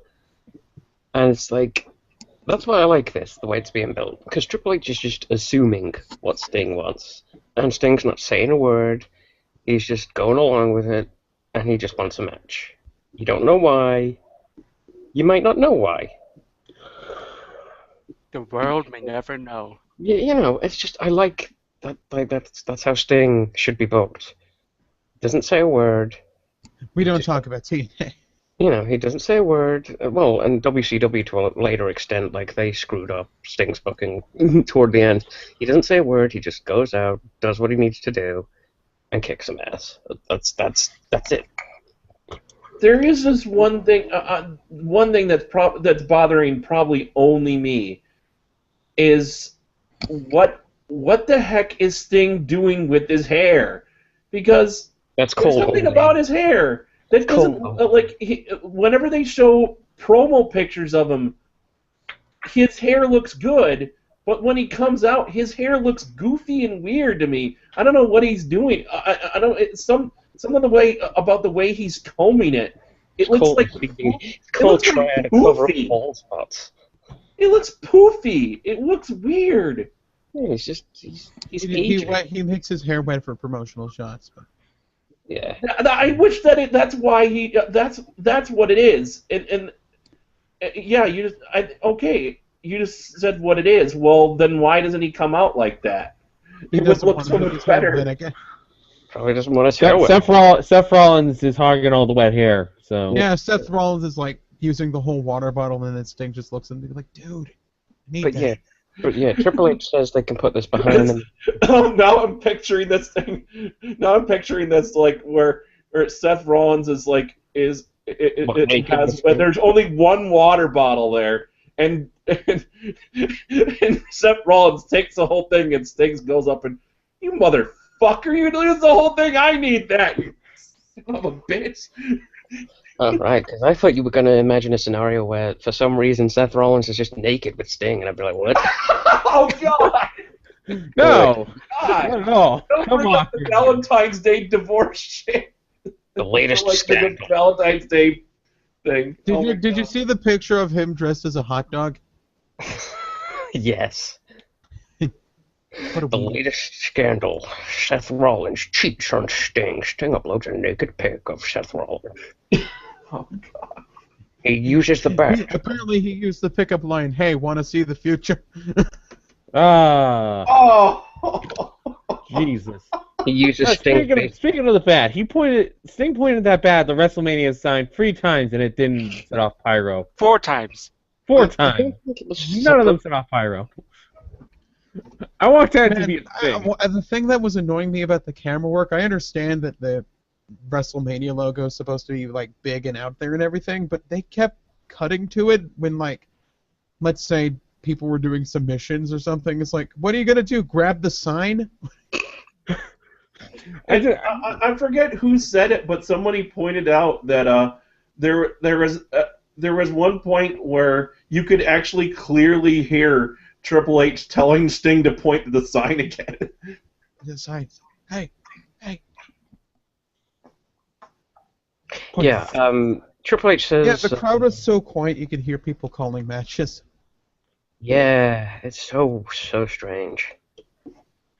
Triple H says that Sting's legacy will go on and live forever through the WWE Network, DVDs, merchandise, action figures. And then a guy in the crowd says, "It's a pretty good deal." I didn't hear that. I heard that. I was like, what? I think it's the same guy who later on during Bray Wyatt's promo goes, "He's better than you." That's pretty fiscally responsible. You should consider it, Sting.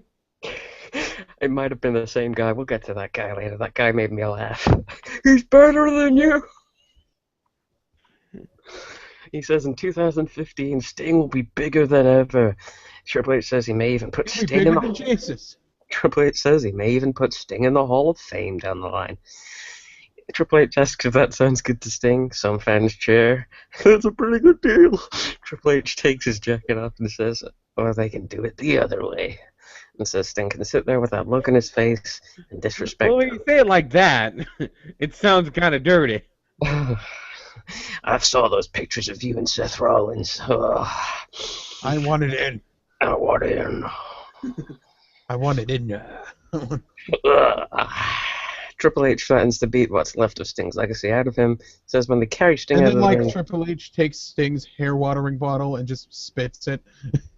takes a cheap shot, Sting, and then, back and forth. Triple H grabs the sledgehammer as fans pop, comes back in, but Sting's got a bat to Triple H's throat, backs him into the corner, keeps pointing to the WrestleMania 31 sign, and then Triple H mouths he's going to kick Sting's ass and points at the sign. Sting says he'll see, Sting says nothing, actually, and turns back to leave. Triple H charges, and Sting turns around with a bat shot. Sting lifts Triple H up and hits him with a Scorpion Death Drop, points back at the WrestleMania sign, and leaves. Still no explosion. Still no explosion. And then we get... I want that to be every time someone points at that sign, there's this pyro goes off. And then we get the match that I skipped. The match that, honestly... All I remember about this match was a shitty, turnbuckle cam. There was a shitty turnbuckle cam. Apparently, I did watch part. I did try to watch this match. I didn't remember it as well. I guess apparently people were saying this was actually a pretty decent match, except for the finish. It was just which is a bit of a running theme. It's like I don't. You haven't done enough. That they haven't done enough to make me care about this. So Do you want to talk about hashtag Give Divas a Chance? You know what? Let's talk about that now. Yeah.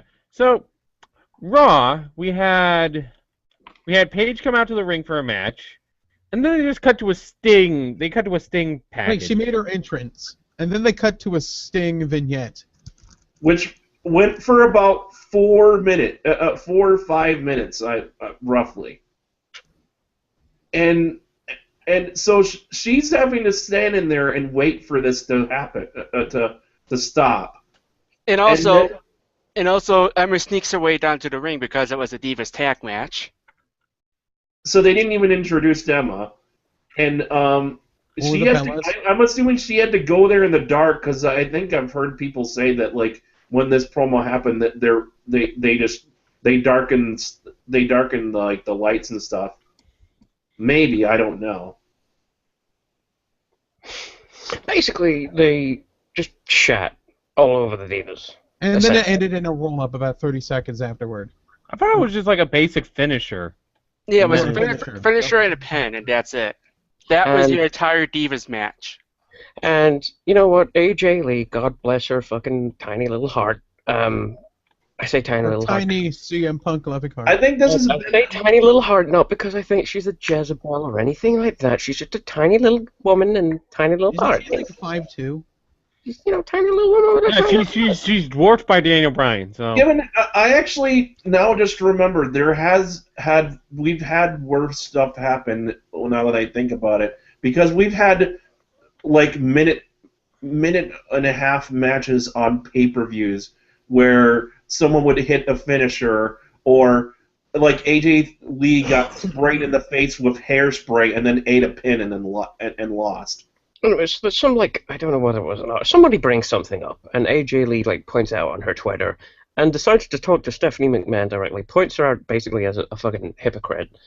Divas are getting paid less, they're getting less time, and not getting a chance. And the hashtag Give Divas a Chance is created from this little ongoing. I think it was actually Give Divas a Chance happened just after the Divas match with.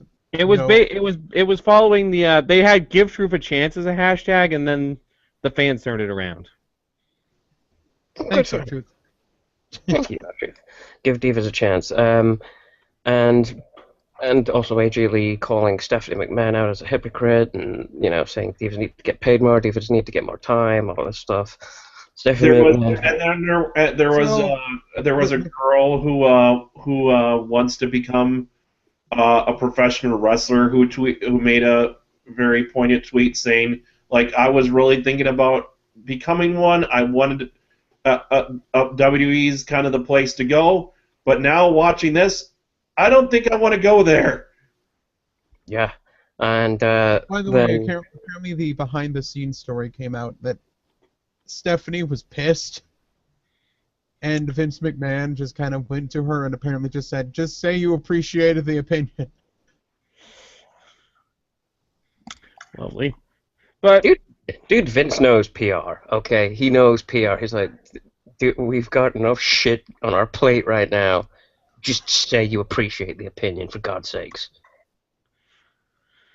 don't kill her later. And Vince said they're listening, stay tuned, but nothing has come out of it yet. I don't buy for a second anything. I imagine Stephanie would probably be pissed because Vince is the cause, and it's not her fault. Well, it was one of those things where it kind of came out of left field and just had one of your workers shit talk the boss in public. Well, I also think it's a case of, think about it, like Steph is. I don't even know. Is she head of she's technically head of the Divas division.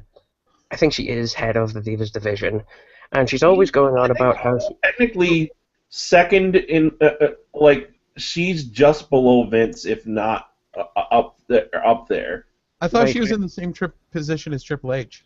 Pretty much in the same position. I think she's I think she's actually above him. I don't know. Either way, I think she's head of the Divas division. I think they're both COOs. I might be wrong. But there's been multiple occasions where she's been like, there's been multiple occasions, and you can find footage out there somewhere of her like championing for the Divas division, saying like she would love for the Divas division to get more time, and would love it when whenever they talk about like Trish Stratus and Lita, they're like, that's a great example of how great our Divas division can get, and I wanted to get it back there. And AJ Lee's like, well, you're not getting it back there with this kind of shit. And basically pointing her out as a giant hypocrite, which I'm not saying, when your dad's calling the shots and you just got to agree with it, I don't know. I don't know the full goings on in that Divas division. I just know Kevin Dunn is a sexist piece of crap, and Vince... Watch Total Divas on Heat. And Vince listens to everything Kevin Dunn says. just putting that out there, Hashtag fire Kevin Dunn. Woo. Get it going, guys. Let's hope. Hashtag fire Kevin Dunn. Woo. In fact, right, hold on. Twitter. www.twitter. But yeah, the reason why Ali brought up Total Divas is because Kevin Dunn is the executive producer of Total Divas. Okay, so I'm just going to go to Twitter and I'm going to write this tweet right now. Like they're going to care about a guy that has like 4 followers, but hey, so I'm just going to write a tweet to WWE while I'm doing this. Hashtag. It obviously became quite a poignant hashtag for Vince McMahon himself to notice it and say, "We're listening." I remember at one point reading that Stephanie McMahon was one of the head creative writers. Apparently, right now, she's CBO, or Chief Brand Officer of WWE and she's also a philanthropist, apparently, as well. So she's pretty much the figurehead for public events. Yeah. That's the CBO. So she covers the publicity shit. Yeah, she does press conferences, shit like that. Who should I send this tweet to? Just at WWE, or should I send it to Vince and Stephanie as well? And whatever. Throw it out there, I guess. Throw it out there. Okay. It's the ether. Make it your canvas. Make sure you use about 6 racist remarks. What? I don't know. It's not. Hey, that's how people listen to you. You just try to hurt everyone's feelings. That's how. I'm going to be respectful. I'm going to be respectful. Let's. Rob wants us to mention that another crazy shit happened. I'm not sure. Oh yeah, the fucking the hairspray bit, the spray on tan thing. That didn't look like tan at all. They just kind of sprayed her with like ink or something. That was black spray paint. Yeah. And this was all because they were saying she was too pale. That's the entire basis of why they don't like Paige. You're still pale. You got to get some color on you. Then I can get some color on you. By the way, the reason they like it was either I think it was last week's Raw where they proceeded to steal her wrestling gear, and she was like after as she was in the shower and she came up dressed like this like almost like a doll outfit, like this which she stole from Blue Pants. This big pink and purple and blue skirt. It was a fairy outfit. And it was and someone actually pointed out like she's got to have more than just her wrestling gear in her bag. Why wouldn't she, I'm sure she carries another change of clothes. Why wouldn't she just I mean, if the Bellers were dumb enough to just steal her ring gear, just dress in her normal clothes and go out and wrestle. Okay, at I WWE, thought it was funny. at WWE, can we please follow the example of NXT's women's division? Women deserve more time to wrestle. Hashtag fire Kevin Dunn. Hashtag give Divas a chance. There you go. My tweet was to give Divas a chance is I'm getting to the point of what the thinking of doing the very thing that Riddler has done for a long time, what Nathan used to do. Just remembering those old C shows where whenever the Divas match came up, they would say, "I skipped this match." That's where it's getting to this point. After watching them basically decide we are going to skip this match. And this isn't, mind you, that I know now that I remember it, this isn't the first time they've done it, and they've done it on pay-per-views. But I'm getting sick of this. Like, I really like these women, but why should it? What's the point of watching if you're not gonna give me anything to watch? Yeah, pretty much.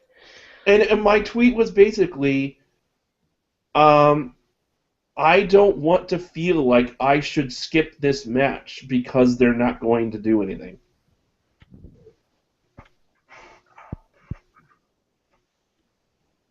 Yeah. Fucking Divas division. Nikki Bella wins.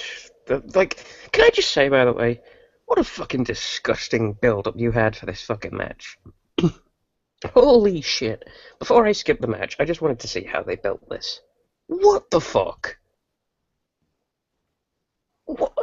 For those that don't know, like myself who didn't know before skipping this match, the way this match was built is that the entire build-up to this Divas match was that the Bellas wanted to humiliate Paige, and did so in many ways, other than making fun of her.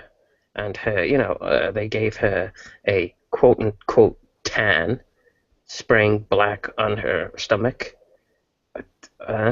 Okay.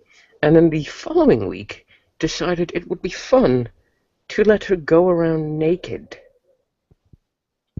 And having to steal the rosebuds. We just talked about this earlier. Okay. I was writing my... We're kind of treading the same ground, dude. Oh, sorry. I was writing my tweet to WWE. You stole those from Blue Pants. Yeah. So, but still. Probably has a comedy gimmick, by the way, in NXT. You know, as much as the idea of Paige with her amazing English accent and nice toss, going around naked, as much as a man that pleases me, that's no. We don't want that in our... That's not the show you're here for. Yeah. It's not the show I'm here for. That I could, when I want to go to that show, I can just close my eyes and turn off the music. It's like what Jim Cornette once said is he likes sick shit, but he doesn't want it in his wrestling. Exactly. I don't want it in my wrestling. It's fine. If I want porn, I'll watch porn. It's cool. I don't need it. We have the internet. We could. You're never going to compete with the internet in terms of porn. No, you're really not. Anyway, I would be fine with some sexy stuff happening and some sexy stuff happening on Raw, as long as the women are okay, are like okay with doing it, and this is something they want to do, you know.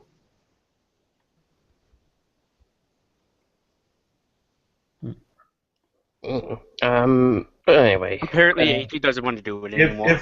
if AJ wants to skip, wants to have a scene where, like, if AJ ever comes back, if she wants to have a scene where she's they cut to her, where everything's cut out except everything just below her neck is cut out, and it's clear that she's skipping around in a shower. Me and Riddler will die happy men. yeah, I'll die. Right. I'll just die. I will die a very confused, hungry man. And And I also, want to have a frozen dinner to eat to cure my hunger. So. I know a little side tweet from all of that madness that went on with the Divas before we go on. Someone tweeted to CM Punk, "Dude, your wife is pretty awesome." Punk replied, "Yeah, I know, I should marry her."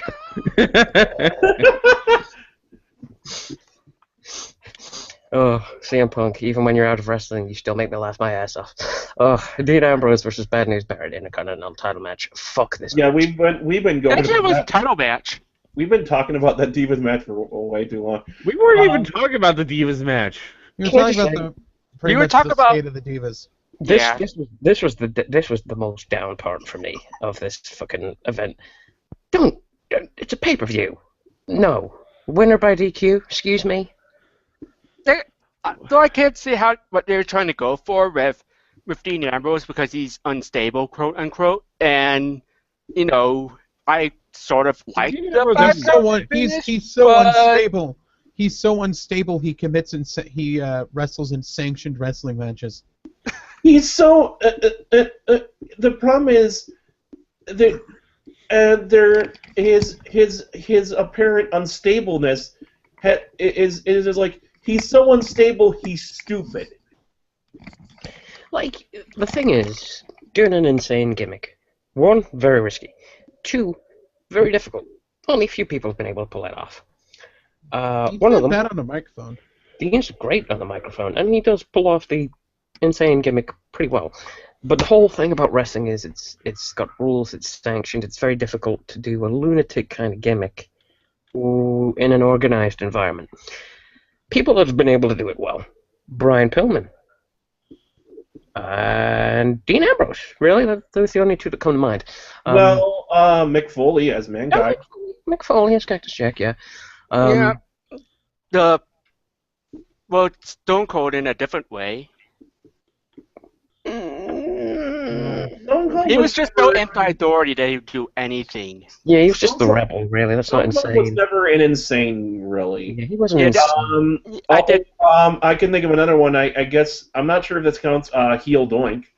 Heel Doink.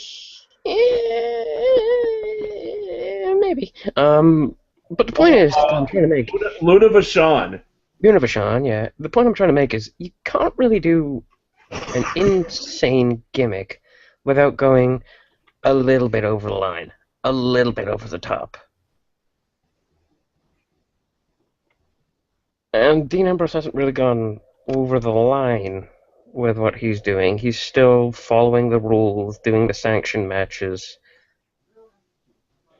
He's just a little cuckoo. Yeah. It's good. Some I Cocoa think it Puffs. could be. Except I think it could be he's- building to a except- no DQ match at WrestleMania. One Yeah. thing that annoys me is still the fact that he has to mention he's crazy all the time. It's just like, don't Yeah. mention you're crazy, be crazy. Yeah, I'm so crazy. I think a better gimmick, and I think this is what I think, and even Peppo mentioned this, that the character should be that he's not crazy he's more kind of like what Randy Orton tried to be, but it's Randy Orton. So He's the wild card. he's like he's just a wild card. He knows what he's doing. And he just doesn't care.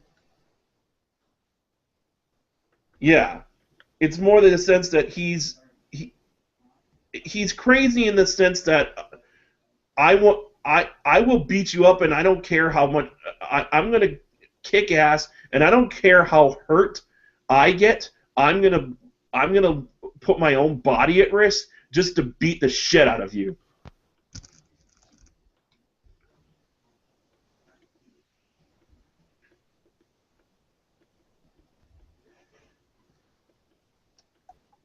Yeah. But yeah, this match was all right until the finish pretty much killed it. Running theme of the Are they pay-per-view, limiting really. Dean's moveset or something? Because it seems like it's mostly punches and the rebound clothesline and shit. I felt like he could do more than that. And I don't like the rebound clothesline because that's a little bit too unrealistic for me. Because you can clearly tell when he's trying to set it up. By the way, there is now 2 Riddlers in this call. Yeah, sorry about that. The Google Hangouts went weird on me. You're always getting doubles. Yeah. Where are we?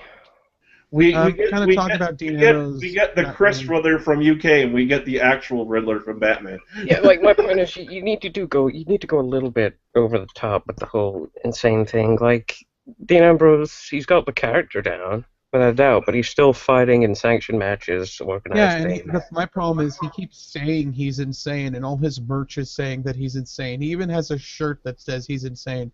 But it's just like, how do I think someone's insane by them being insane? Yeah, to quote a very smart man, crazy people don't actually think that they're crazy. They think that they're getting saner. So all I want for him is to be this wild card who you don't know what he's going to do. He doesn't know what he's going to do. But he wants something and he'll do anything to get it. Like, I don't think Brian Pillman once during his run ever said he was crazy. Hell, maybe even have the thing where he thinks everyone else is crazy. Yeah. It's like I said before. I don't know if you heard me, Riddler, because you got your thing fucked up, but it's just the sense of I like the idea that he's not crazy. He's just and not at least in the head, not completely. It's more the sense of he's crazy in the way that he really wants to go, and he can't wait to beat people up. Yeah, and he will risk everything. He will a violent, go, dangerous man. Violent, dangerous man. he will go out of his way to beat you up, and if it means he kills himself to do it, that's what he's gonna do. Okay, that makes more sense. Yeah. Because when I think insane, I can't help but think Brian Pillman holding a fucking gun up to Steve Austin. Oh, yes.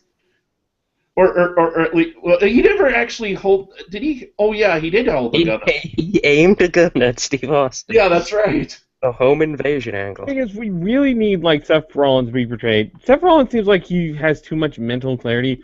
You need a guy who they have to like restrain to some degree. Like, you know, the only way I would like someone to go out to the ring with Dean Ambrose for the entire sake of making sure he doesn't stab someone with a fork.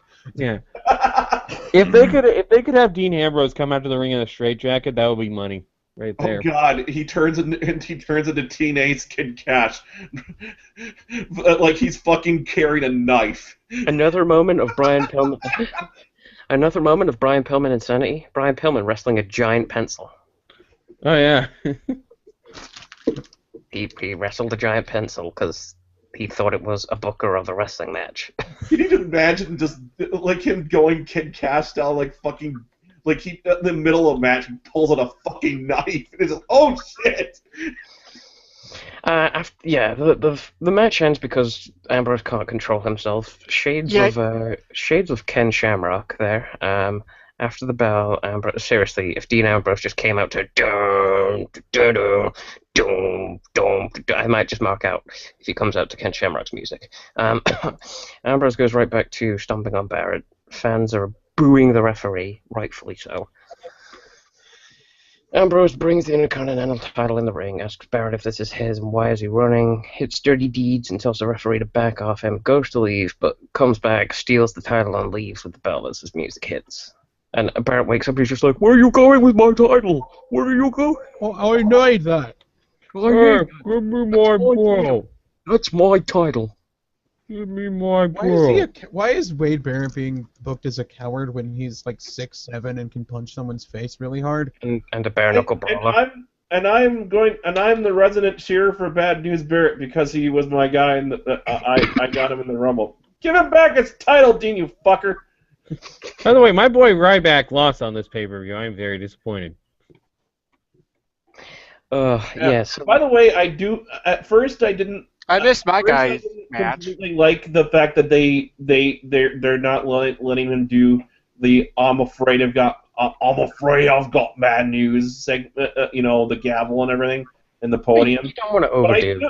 But after seeing it a couple times, I actually like the new bad news zone where he has the ticker, and the ticker has below him has some of the funniest shit rolling beneath him. It's hilarious. So yeah, we see Roman Reigns backstage warming up. We go to the ring, the lights go low, and out come druids, making their entrance with torches, and that's probably the loudest the crowd got that whole night. Yep. The Undertaker's entrance begins. The fans pop. Two druids come pushing out a casket, and the casket's pushed to ringside. The lid slowly opens, and Bray Wyatt sits up. Man, I kind of figured why it was. I kind of figured why it was going to be in there. I was just why it was doing something. So it does bring up questions. I would have been genuinely surprised if Taker was on the actually showed up. It brings up questions such as, can you just rent druids? Where did you get all those druids? I have a headcanon surrounding all this, and it goes back to WrestleMania. Apparently 30. Adam Rose was a druid, so... It also brings up the question, Wyatt's a cult leader out in the woods. How does he have money to pay for the coffin? Yeah, you gotta get some rented druids so they can carry your coffin. Well, we did try... But yeah, I was going to say that my headcanon is that ever since Undertaker lost at last year's WrestleMania, that his supernatural powers went to Sting, and Bray Wyatt was able to convince the druids that he's now their new savior. Wait, Roger, are you saying the backwoods cultists don't make money? Well, there is someone out there that traced this all the way back to when Bray Wyatt was Husky Harris and he was hitting on Michelle McCool. What? What? You don't remember that? That's how this feud. That's how this feud all This started. entire feud started because Husky Harris hit on Michelle McCool. Was this high school Husky Harris? No, this was like back when he was in NXT, and he just showed up next to Michelle and goes, like, would you love me if I walked by twice? He's like, I'd show you a real man, and Michelle McCool's like, I've already got a real man. It's like, ooh, and then it went nowhere. It went nowhere because Insert low-key joke here. So Wyatt's giving his promo, and that's when I think this guy speaks up again. The fucking, that's a good deal, guy. He's like, Wyatt says he doesn't actually say Taker, he just keeps saying him. He never forgets the first time he saw him, his eyes were so cold. Says he feared him, but now he's become like everyone else, weak and broken. And then the guy just speaks up, he's better than you!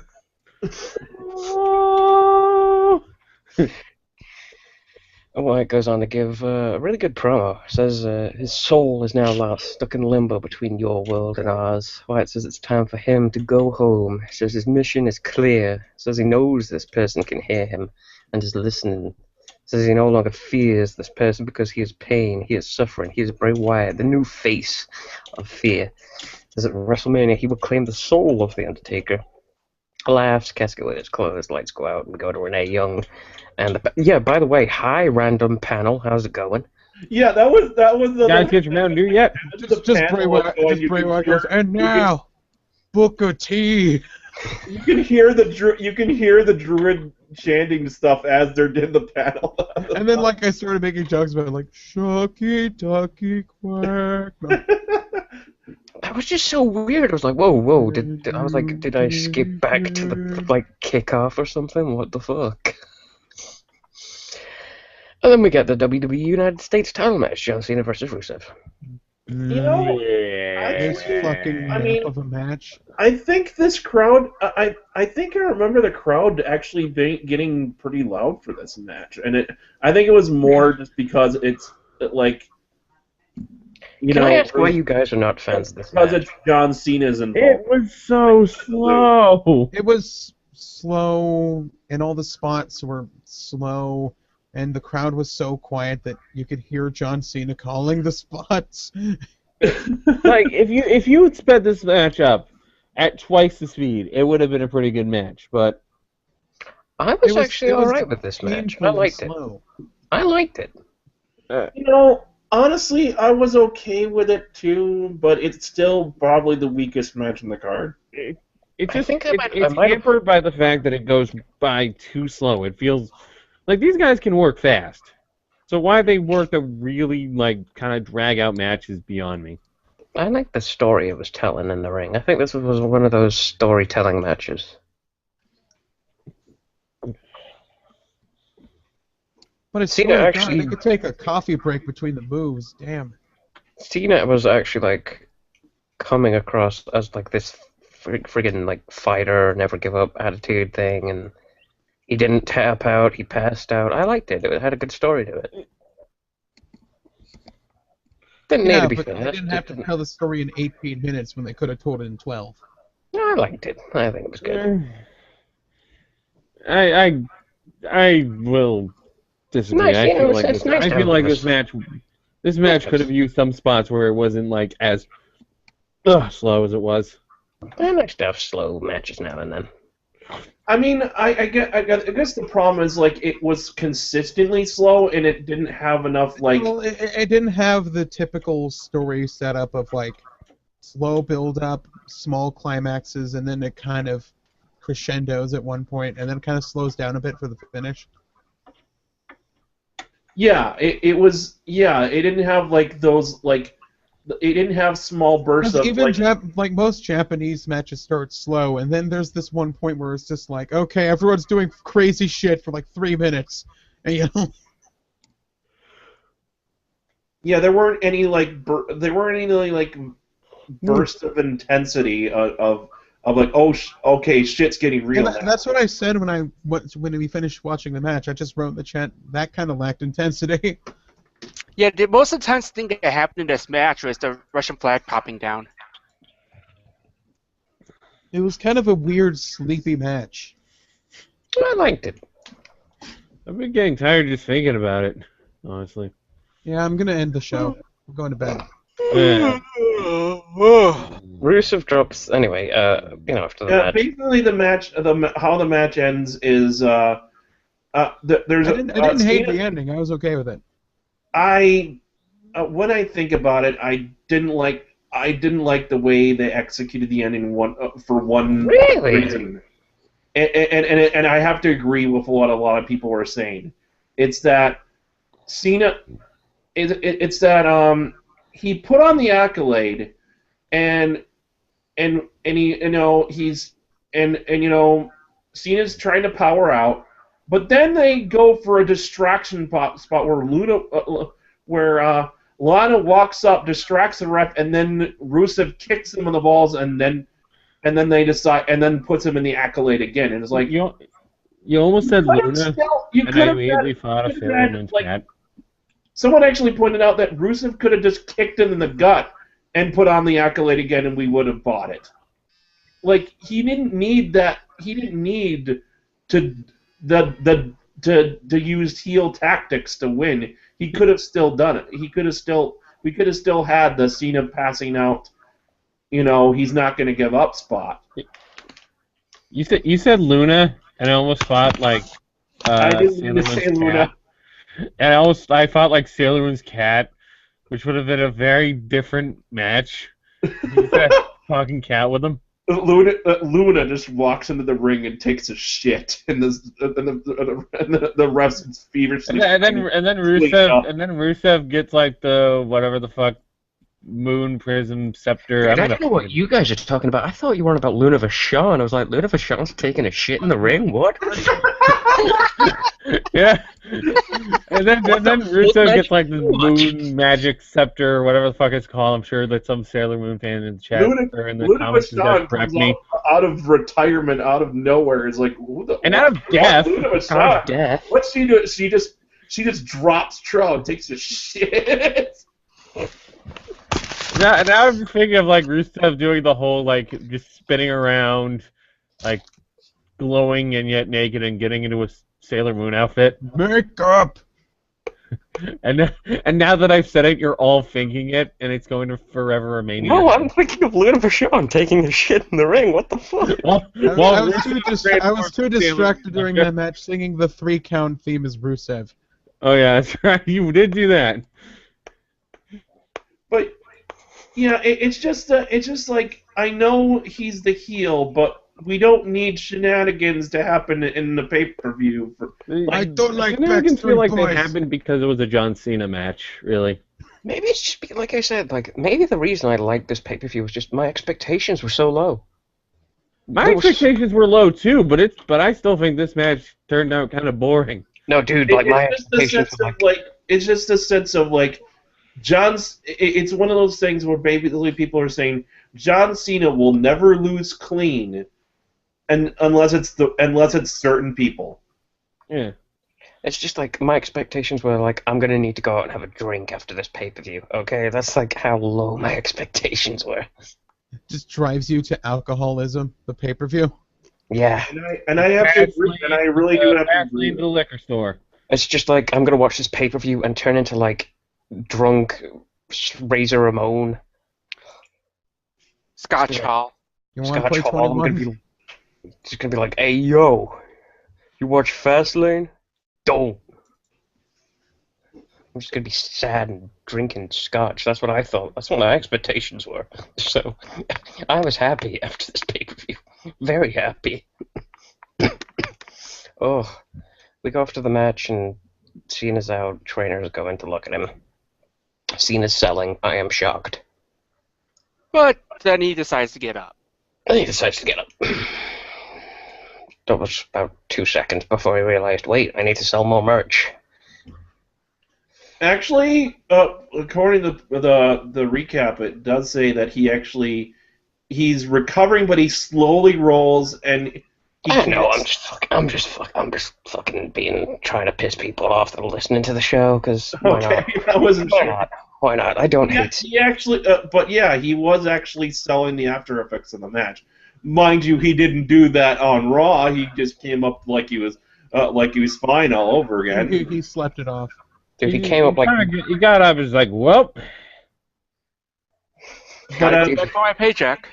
it's just there was the one part though that was I think Mega Fighter and Ali caught where when the Russian flag dropped down, referee I think Charles Robinson jumped 2 feet back. Oh yeah, get the fuck out of that. It's like, oh Jesus! Yeah, John Cena jumped up quicker than Ric Flair taking Viagra. Oh. Hey, you know what they say? If you're gonna do it, do it with flair. Hey. You don't want to do it with Flair. Which Flair are we talking about? Because if it's Charlotte, then, you know. It's like having sex with a balloon 3 days after your birthday party. Actually, yeah, you know what I said about Dusty Rhodes being a human rubber chicken? Add that to Ric Flair as well. The thing is, though, Dusty Rhodes just looks like Ric Flair if you de-stretched his skin. It's kind of weird. Ric Flair is like the incredible melting man. One day we're It's just gonna. like you could hang clothespins and dry your clothes on his face. One day we're just gonna see a puddle walking across the street, just going woo. Wow, that was echoey as hell, dude. That was a perfect woo. They got the echo going, everything. Oh, Roman Reigns versus Daniel Bryan. Really Good good. match. Good match. Fucking 4 or 5 star match, really. Match of the night. This was and then Can I start with What is something with really quick? WWE shows and like disappointing undercards and then like a good main event? yeah, that was the thing. It was like the rest of the undercard, apart from the tag match, was just there, and it's like the problem that a lot of the majority of WWE pay-per-views have these days of this match could have easily been on Raw or SmackDown, or or of course this segment could have been on Raw or SmackDown. And you didn't need to have a promo here. We want wrestling, not talking. You want Yeah. promos, but But yeah, if I may lead off this match with one thing, Paul Heyman went on record to say that Roman Reigns was pretty coachable, and this match kind of proved it. Of course, they fucked it up later. Paul Heyman, during the Rise and Fall of the Shield DVD, basically said Roman Reigns is You one should of the most watch that, by the way. coachable guys he's ever come across. Yeah, you should watch that, by the way. yeah, check it out, people. Yeah, it's good. Check You should also it watch out. the. You should also. Alright, Watch WWE shop. you should also. And You should go also and watch. get the network. We are not sponsored, by the way, so I don't know why we keep pimping out this stuff. We need to. Also buy a big old 40-pack chicken nuggets. Hold on. Hey, WWE. get networks, no, we got great deals coming out here. Hold Out on. the backside, everybody. Hold on. Whoa. Whoa. Like, WWE. I know, like, 20 minutes ago, I was, like, touting the hashtag, kill, not kill, fire. The new hashtag, kill Vince McMahon. No, I was gonna say fire Kevin Steen, and then the word Fire Kevin Steen! Freudian slip there, I swear. I did not mean to do that. You were Oh, going to God. say what, Kevin Steen? Kill fire Kevin Steen. What? Let me... Fire, let me- Steen, fire. Rewind. I know 20 minutes ago I was touting the hashtag fire Kevin Steen. but on this time... Oh, you know what? After I said kill, they aren't going to give us sponsors now, guys. Okay, so after you touted the hashtag Fire Kevin Dunn, Oh, God! you kept saying Steen. Oh, I keep fucking up. Kill... Sexism done. You fucked Sexism. up. You fucked up. You fucked after up. the hashtag Brother, of go home, fire, you're drunk. after the hashtag of fire Kevin Dunn, fucking hell. Oh, I'm sorry, Kevin Steen. Jesus Christ. He's gonna kill you. Uh, Kevin Dunn. Kill Kevin Dunn. Okay, so after you touted the hashtag Fire Kevin Dunn, I'm sure you were going somewhere with this. Hashtag kill Vince McMahon. After Hashtag recreate the limo scene. Like I said, I know 20 minutes ago I was saying hashtag fire Kevin Dunn, but seriously, you can sponsor us, it's fine. Okay. I don't think you will now after I said kill and mixed Kevin Dunn with Kevin's. Oh, dude, the internet wrestling community is going to come down on This me. is gonna be the best All episode. about both for Dude, Both the girls are gonna kill Vince McMahon, the Fire Kevin Steen, the Fire IWC Smiles. What were we talking about again? I don't know. Oh, dude.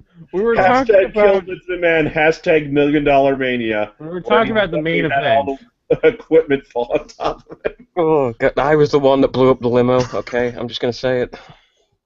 Okay. So we were talking about the main event.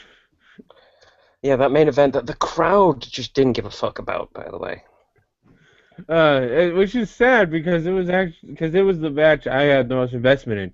By the way, the crowd did not know like who the fuck to cheer for. There were points in the match. I feel like they liked Danny Ryan a bit more, but yeah.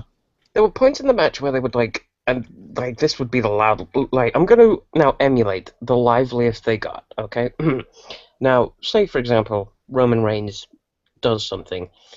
Let's just say he's going for a Superman punch. The crowd might decide to boo him. Boo. That's about as loud. Oh, they got. and when Daniel Bryan's about to hit a move, yes. Yes.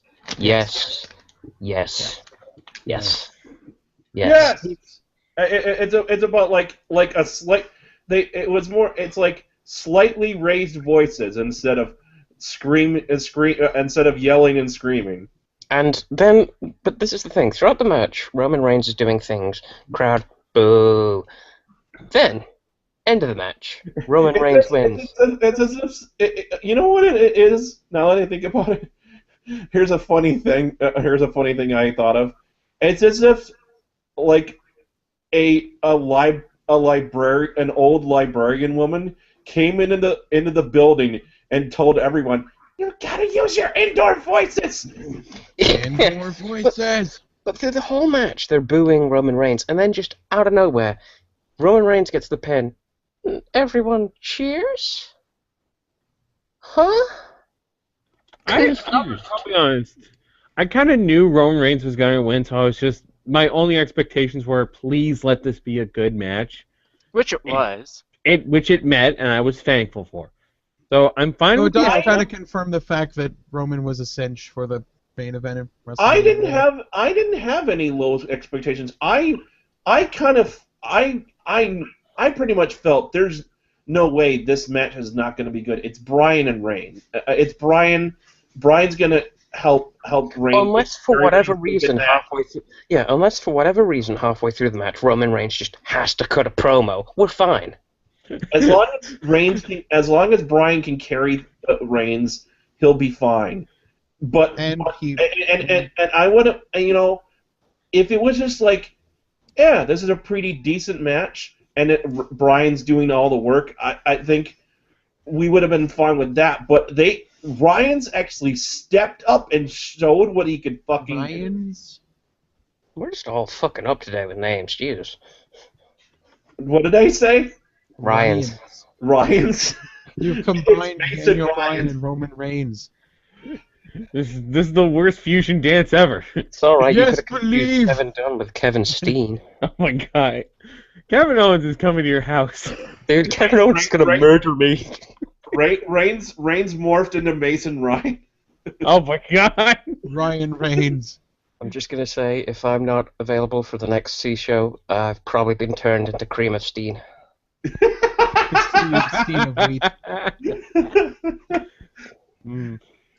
But yeah, Reigns stepped up in this match, and I think this would. I mean, of course, Daniel Bryan's gonna put on a show, but I think this was the match where they were given enough time, and they were allowed to go out there and show what they could do.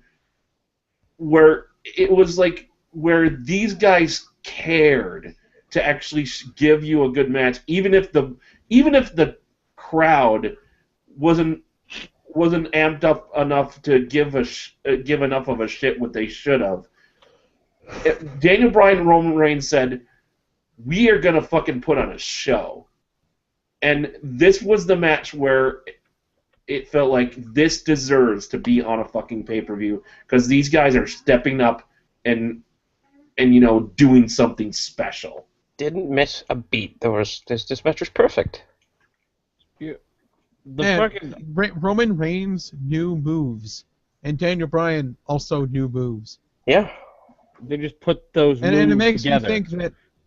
it makes me think that like Roman Reigns could put on some good matches with veterans until he gets used to calling matches. And he needs the right opponent. And his next match might be against Brock Lesnar. Why do I say might? Give a fuck. Hold on. Now notice the key word there I said was might be, because the most hilarious situation. If you're referring to the recent story of Brock Lesnar's walkout, that whole thing about Roman Reigns has been denied. The rumor about Roman Reigns is false, but the actual walkout, that did happen. Yeah. Next week, the following night on Raw, Brock Lesnar was supposed to come out with Paul Heyman. And they even announced this before Raw went on. Before Raw went on. Brock Lesnar was not there. He walked out during the show. Rumors because of pay. You know, the man is getting... They actually figured out what happened. Oh? For Brock to sign a new contract with WWE, he wants to also sign a contract with UFC. Vince wouldn't let him. He got upset. And if he stopped wrestling, now he'd probably be under breach of contract. but didn't stop CM Punk. I've actually heard that UFC has actually supposedly does not want to sign him because of the whole diverculitis thing. Yeah. Like he's not in good fighting condition. I don't know. Rumor is he's trying to get back in fighting condition. Whatever the reason is, whether it's UFC, pay. I'm just going to say this right now. Do you know how much of a disaster it'd be if he missed WrestleMania? If he walked out on WrestleMania, holy fucking shit. Oh, dude, that would fucking just... Holy fucking Dude, shit. what would you do if he... Like, when we're saying walk out on WrestleMania, we mean, like, the night of WrestleMania? No, if he just wasn't there for WrestleMania. If he just Okay. wasn't there, didn't even show up. Okay. Or walked out, whatever the situation. What would you do with it then? What the fuck? You might the best thing they could do is just probably have to throw some match together. Maybe have him face Daniel Bryan again, or just like say we're sorry, guys. We're sorry. Well, that's kind of an issue because they just threw Daniel Bryan in the Intercontinental title scene at SmackDown. Oh, they did. I didn't see. Lovely that they're... Short version, someone steals the belt from Dean, Bryan steals the belt back, and now they're kind of about to feud Bryan and Ambrose. They're literally playing hot potato with the title. Literally. Well, they've been playing hot potato with that belt. Literally playing hot potato. They have been playing hot potato with that belt for so long lately. But now it's just like, now you don't even have to be the champion to take the belt away. You can just have it. But it's just like, okay, WWE, can you just admit this whole thing with Brock Lesnar was a fucking mistake? Can you just admit it, please? We called it. We called it ages ago. Everyone, like a lot of people called it. The man is walking out for whatever the reason. He's getting paid $500,000 per appearance. And he's walking out. It costs more to pay Brock Lesnar to show up than it does to produce an episode. And he's walking out on your show? That's the man that you gave the Taker streak push to? You gave him the title. You gave him the title? That's the guy. You gave him everything, and he didn't even give anything back. It's exactly as Punk said on his during the pipe bomb. He was a man given the keys to the kingdom, and then he just walked the fuck out. Now you're doing it all over again, and history's repeating itself. And think about this: if he's walking out, I'm assuming that means he still probably has the title with him. But when he's coming, he's probably carrying the title with him when he comes to the ring. But like with him when he comes to not to the ring. I meant to the arena that he's in. Yeah. So that means if he walks out, he's walking out with that title, and this is worse than, this isn't like CM Punk walking with the title, which was an actual angle. This is really walking away with that. Keep in mind they have many replicas of the title. They have many replicas of the title. Yeah, they can probably make... Every time you win a title, you get a copy of it. But still... This isn't like when Alundra Blaze went with the women's title and dumped it in the trash in WCW. Like, no, there's been precautions to make sure that shit doesn't happen again. I could still see them seeing that as like a big insult. Is he walking away with their property? Legal ramifications can also be They taken. probably vacate the belt if he left. Yeah, they probably vacate the belt. Legal ramifications can be taken because it is their property and all that shit. I mean, obviously, we're imagining the most extreme case here. Of course, we are. Like, we have no guarantee. This was one Raw that he walked out. Oh, but apparently we don't know how much of this is like going to be the same. I think my biggest fear at the moment is he's going to Lesnar Goldberg, the WrestleMania match Oh now, my god. Oh yeah. where he just won't care. Oh yeah, dude. I think already people have expressed that fear. I've seen people say that. Yeah. Yeah, but it's even more evident now because he's dissatisfied with the company. Why should he give a shit? Yeah. I don't know, maybe because they're paying him $500,000 per appearance. Yeah, but it's not like he cares about the industry. He's there for a paycheck. He doesn't You even know want what to I would- work the schedule Dude. anyone else has. Dude, do you know what I would do if they were like, just pay me $500,000 just to show up? I would literally ask Vince, do you want me to wipe your ass on live TV? Do you while want me do to it? tap dance? Go, just, Do you want me? What do you want me to do, Vince? You're paying me $500,000 just to show up. I will literally wipe your ass on TV if that's what you want me to do. I would, yeah, if half of for For half a billion, I would go on TV and open mouth kiss Vince McMahon. I would give that man a blowjob. suck my dick. I'd be the first member of the Suck My Dick Club. I would. The first member. Dude, for I just $500,000? probably sit there, let anyone on the roster come out, do whatever they wanted. But the thing is, right, this isn't an unexpected development. You're expecting Brock Lesnar, who diva'd his way out of the company before, to not diva his way out of the company now. Yeah, it's the thing. Backwards. You're bending over backwards for his ass, and he's still fucking you. Because right now, This is a rip-off. Brock Lesnar is somewhere in buttfuck Minnesota, not taking calls. I think he moved. Didn't he move to Canada? And the other thing is, he's in randomly in Canada now. Yeah, he's in buttfuck Canada. I would hope they can get Heyman to talk to him. They'll probably sort it out. Yeah, like I said, they'll probably sort it out, but... I imagine Heyman's trying. But you know that once WrestleMania, he's gonna drop, and he's gonna probably be gone. Probably. The second he drops. Where he goes from there, we don't know. He might get the list of problems. to the UFC. The list of legitimate problems this company has right now.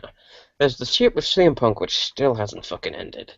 There's fucking your champion has walked out on you, probably in breach of contract. Your champion isn't for your company anymore. Your champion does not give a fuck. There's the cancellation of 200,000 people from the network. Cancellation of 200,000 people from the network. You've got this By the whole... way, it did go from 1 million to 800 and something thousand. Yeah. Yep. It's slowly recovering, but still. Yeah. And then now there's the big Divas controversy, which is trending worldwide. Yeah, you have hashtag Give Divas a Chance. You've got Titus O'Neil writing a public post calling the entire corporate leadership hypocrites. You got Darren Young doing the same. You've got the hand-picked star not being over. You've got widespread just unhappiness about across the board. Talent isn't happy, and the fans are fucking like hashtag gives Eve a chance. Hashtag cancel WWE Network. Fans are getting pissed. And Yeah. it's a larger. It's on a larger turn scale. over on Reigns a little bit. I think they're Talent- starting to like him. Yeah, Talent is unhappy about their jobs, their That pay. doesn't mean my criticisms aren't valid, but it seems like they're trying to make adjustments. and also This is bad times. Even my cat knows this is that WWE's in trouble. I'm not saying the I company's... think we're going to be getting our own Smokey the Cat. I'm not now. Before people start calling bullshit, we're not saying the company's going to go out of business. For one thing, okay? No matter how big of a hit they have, they're still probably one of the biggest wrestling companies. Yeah, they're too big to fail at this point. I think it just feels like At worst, they might downsize for a couple of years and go back to normal. this is a time of turbulence, and they need to kind of like adjust. Yeah. There's just... Holy shit. It's bad. Hard times. Hard times are being put on the WWE right now. Daddy. Yeah. And also, they ran into a weird thing with their licenses too. Like 2K15 just sucked major ass, and apparently 2K And yet is it not even. sold more than 2K14. So if you get a shitty game next year, fans, that's your fault. Well, and You bought into it. and also according to Ricardo Rodriguez, he said that that many of the talent got their royalties cut. Oh yeah, they were wrenching down on the royalty pays. Yeah, so instead of, let's say, 20,000, you'd get like 5. Or something like Honestly, that. this whole argument about pay didn't start until CM Punk spoke up. People were like, you know what? Yeah, actually, we should get paid more. Where are our fucking royalties? Where are our fucking paychecks? Good for him. Good for them. Fucking dude, this goes way back. Like Jesse fucking Ventura said decades ago, wrestlers need to unionize, which they do. Also, something Jesse Ventura said years ago, are you a lizard? I've been in this But we wrestling don't business. talk about that. I've been in this I business. fully believe that Kevin Dunn is some form of reptilian creature, but that's It's a completely lizard. unrelated to Jesse Ventura saying it. You know, I've been in this business for 15 plus years, and I've not seen any lizards walking around. But no, like the dude said that wrestlers need to unionize. He was fucking right. They need to fucking unionize. Yeah, they really need to. Well, with hopefully an uncorrupt union chief. Cause holy shit.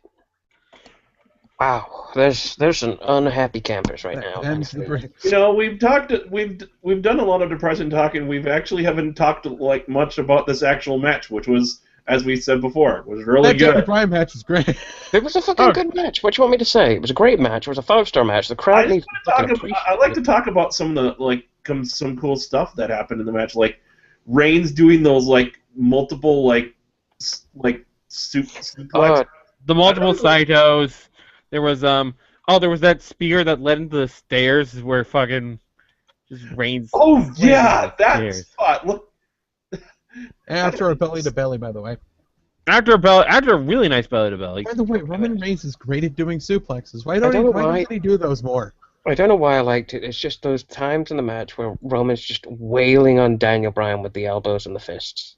Oh my god, yeah, when he's breaking out of submission holds, just like punching him in the fucking Just face. like, oh, you want to submit me? Punch, punch, punch. And Meanwhile, then Daniel Bryan's Bryan like, is not oh, yeah? letting up on his kicks. Kicking. And just Yeah, in fact, Roman Reigns got a welt from all the kicks that he took in that match. No, he got a welt from the kick in the head Debray did right before the end match. And then, Well, there were some stiff jabs going. oh, and cool spot from Bryan, who did a super backdrop. Super backdrop. And then obviously there was the spot that ended the match where he's going for the big kick and then gets hit with a spear. Oh, that was really good. With He's going for the knee plus. So, Yeah, he was going for the Busaiku and it made sense because like he's running into the spear. It's like double. It's like being double speared, pretty much. it's it's like like- two it's trains running into each other, you know. the impact is way more because he's running into it instead of like just getting charged. He's not catching the spear. He ran into the spear.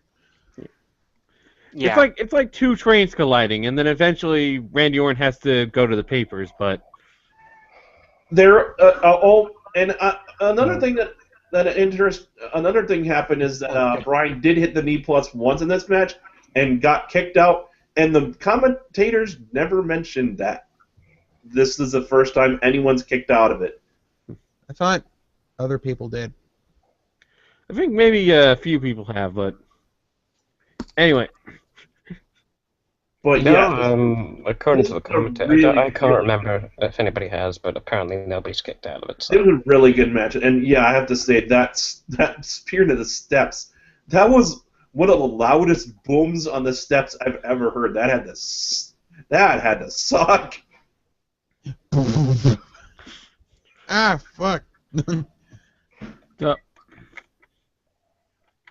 then Cinderella turned into a pumpkin. And then Cinderella turned into a pumpkin. And another cool thing is when Bryan, as Bryan's putting in the yes lock, he powers out of the. He managed to power to the hold, and he's that's when he starts punching him.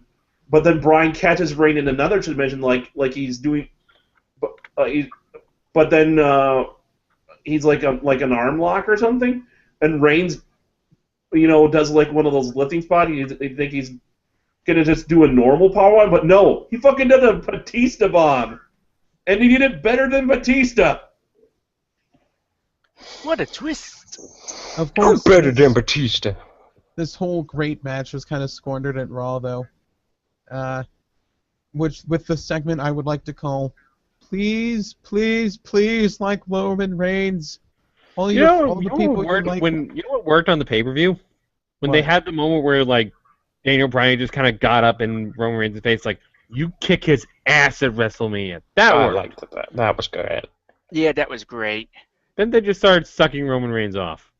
Yeah, on Raw. On Raw, they just had Roman Reigns stand there for 10 minutes as various people came out and talked about how great Roman Reigns is. Michael Hayes comes out. Hey. Happened on the some stuff. I want to mention that on this Raw, there is some crazy stuff said by the commentary, and I'm just saying. I mean, like, the commentary is getting worse. Because JBL and even Jerry Lawler are saying stuff that makes no fucking sense at all. Or just saying crazy shit at random times. That's where we got the Cinderella pumpkin thing from, by the way. Just fucking JBL. I have no idea what the context of him saying it is. He just said Cinderella turned into a pumpkin. Did Cinderella turn into a pumpkin, or did her carriage turn into a pumpkin? Her carriage. No, the pumpkin turned into a carriage. Which became a pumpkin again after midnight. And if Cinderella changed into something, she'd turn back to normal, and not a pumpkin. Like, yeah. First of all, Cinderella didn't change in any way. She was perfectly fine. Her rags became a dress. Her pumpkin became a carriage. Her rats became horses, and those all changed back except for the glass slippers, which were made out of thin air. Oh, and there was the line. They were in Tennessee again, I think, that on the Raw, and they showed the shot of a bar, and JBL said, "I once spent a month there." I'm like, wait a minute, what? You spent a month? I'm a recovering alcoholic, Michael. JBL saying that much. There, did they let you sleep? JBL saying how much he goes to a bar is exposing the business. I mean, Did they have a place for you to stay? The way that I took it was that I imagined it was APA Bradshaw being there for a month. I just like to imagine just with Farouk. The thing is, though, with how stupid JBL's commentary has been these days, it's just fucking. He's just been fucking, like, he just spent a month at a bar for no reason. Considering the crazy shit that's coming out of JBL's mouth, I believe that he spent a month at a bar, but not I'm a recovering alcoholic. not once either, and not once a long time ago. Once, probably recently, and several times. Is there anything else about Raw that we want to talk about? I feel like we've covered most of the bases on this one, because it's just... Shit happened. The Divas match was probably the thing that deflated everyone. I remember for a good chunk of it, at one point I was just collecting, like, WWE theme songs that were on Spotify.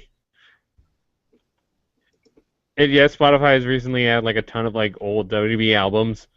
Dude, there's like a thing out there that like a 30+ gig file of like every wrestling theme song ever. Yeah. Like you want the Undertaker theme with like jingle bells on it? You can find it in that file.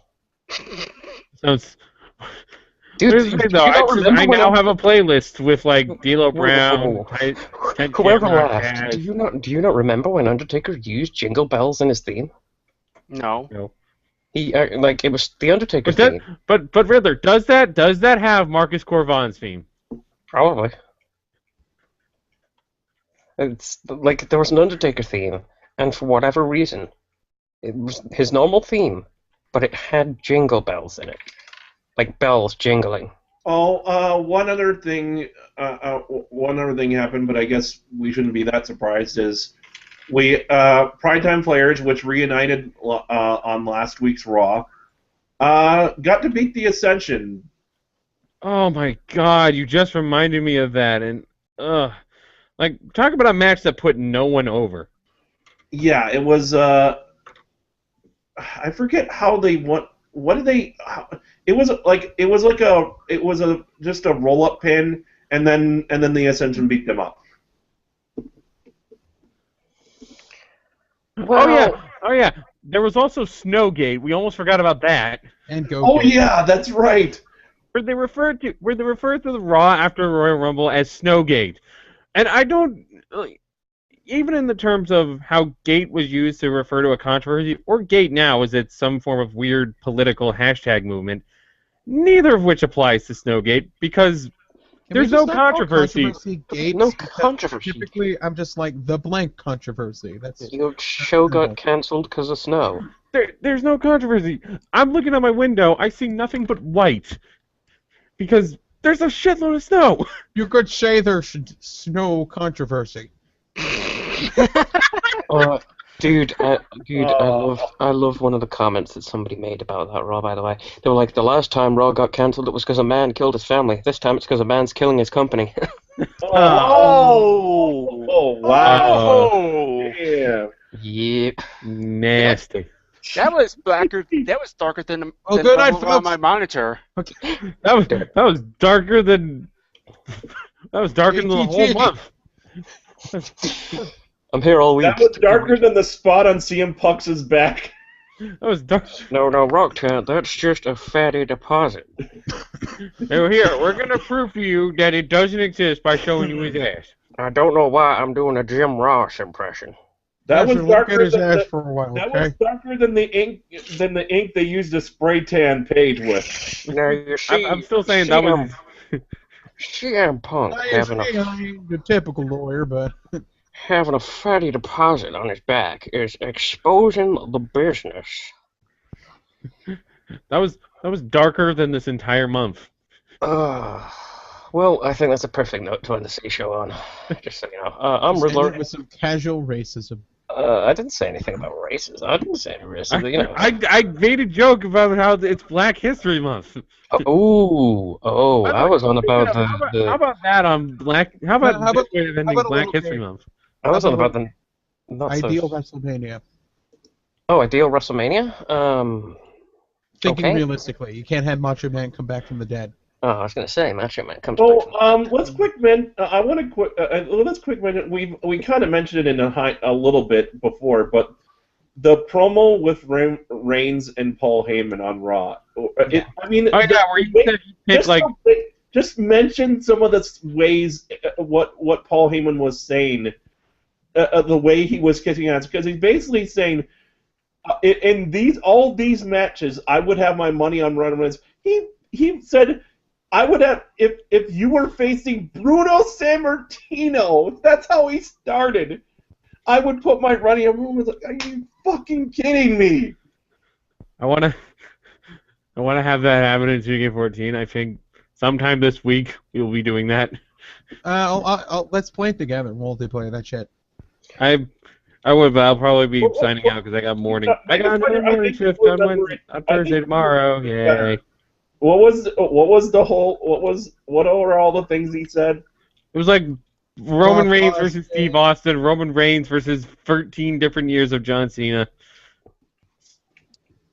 Look. And that was Look. They booed everything Paul Heyman mentioned. By the way, Paul Heyman just happened to run into Michael Hayes backstage, and Michael Hayes decided to tell Paul, "You gotta make Roman look real strong." Okay. Anyway. But they booed every mention that of Roman Reigns against this guy, this legend, until they said 13 years of John Cena, and then they popped. And then they didn't they also boo Debray for just like, I booed you up until this point, and now I have to cheer for you, and So, ideal WrestleMania. What do you mean, like the main event or WrestleMania as a whole? WrestleMania. Oh my gosh! Now we're having it worked out. Okay. Triple threat match between Wade Barrett, Dolph Ziggler, and Daniel Bryan for the IC title. That would have been my ideal IC title match. I'm guessing you have other plans with Dean Ambrose? Yeah, I had other plans for Dean Ambrose. Dean Ambrose versus Bray Wyatt would have been my Dean Ambrose match. Actually, no. My match would have been, because fuck Brock Lesnar, my ideal WrestleMania would have been 3 members of the Shield facing each other for the title. I would go Dean, Rollins, and Orton in a triple threat match. I'd probably put Bryan in the main event against Lesnar and Roman Reigns. Bray Wyatt versus Taker, actually, that makes the most sense. Wyatt Taker is kind of a lock, and I feel like even I would do Wyatt Taker. Sting versus Triple H is kind of a lock. The Divas match would actually be longer than 10 minutes for 1, and 2 would be Paige versus whoever the fucking champ. I'd like Paige versus AJ. Nikki. I'd like Paige versus AJ, but obviously it's versus Nikki. I would personally like them to give her a feud with Emma, a real feud, and have Paige. Real feud with Emma would be nice. Tag team match. Stardust and Goldust. No, they're not tag team anymore. Uso. Yeah, actually, who could Cesaro and Tyson Kidd face that aren't if they had booked them well, I'd say Ascension, but they really haven't given them enough of a push. Not been booked. And I'm pretty sure that they're going to be booked to be squashed at Mania. Probably going to be squashed at Mania. Have the gimmick that looks like they'd be squashed. Here's my question. Are they going to forget the second annual Andre the Giant Battle Royal? They're going to completely forget that that's supposed to happen this year. They brought it up, and I would like to see, say, a triple threat, featuring Tyson Kidd and Cesaro against the Primetime Players and Ascension. Primetime Players, yeah. It's sad when I forget the Primetime Players are tag New team. Day, but I don't like that. They just I would say united. New Day, but I hate the gimmick, so no. Oh, fuck's sake. New Day. Here's a question. Is any ideas who else might be going in the Hall of Fame? Well, they're probably gonna Jumping Jeff Farmer. I want to say there has to be a diva entrant this year, so maybe Victoria, possibly Jazz. Good chance for Molly Holly. Stacy Keibler? Yeah, Victoria's not in TNA anymore, so that could be a possibility.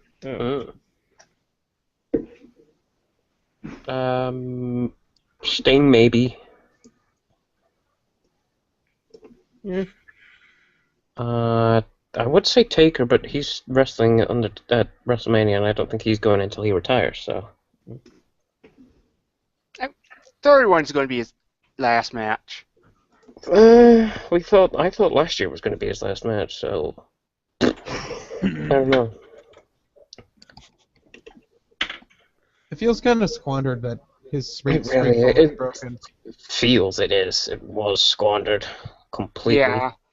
Then they gave it to someone that ended up not caring even more. Something that was legitimately once in a lifetime, not fucking Rock versus Cena. It was legitimately once in a lifetime, and you fucking blew it. And you blow it.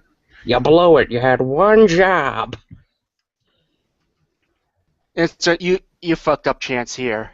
Maybe now that they got Bubba Ray Dudley, they might put the Dudleys in the Hall of Fame. Yeah, I'd like that. Maybe. Cool. Yeah, that would be great. That would be a great addition. They deserve it considering all the titles they've won. Yeah. Especially all those bitchin' tag title matches they had. Yeah. They've held all the tag belts: ECW, WCW, WWE, All TNA. the major tag belts. All the major tag belts. And TNA. I'm still putting forward my personal favorites of Brian Pillman, Owen Hart, and Luke Ellis. Didn't DDP go in last year? I'm not sure. Yeah, DDP went in last year. Okay. No, he didn't. Got it. No, he's been. I swear he's in at least. No, DDP's not in. Okay, then maybe this year. Well, they did have him show up. They had him show up, but it was Jake the Snake and He should go Scott in. Hall. He should go in honestly, not just for like his career, but more so for the work he's done with his yoga. For the fact that he gave more of a shit about their workers than they did. They've given a shit about their. They've paid for Kurt Angle's rehab while he was in TNA. So. Fair enough. Also, they also paid for Jim Neidhart's, which is the only storyline that mattered on a Total Divas episode.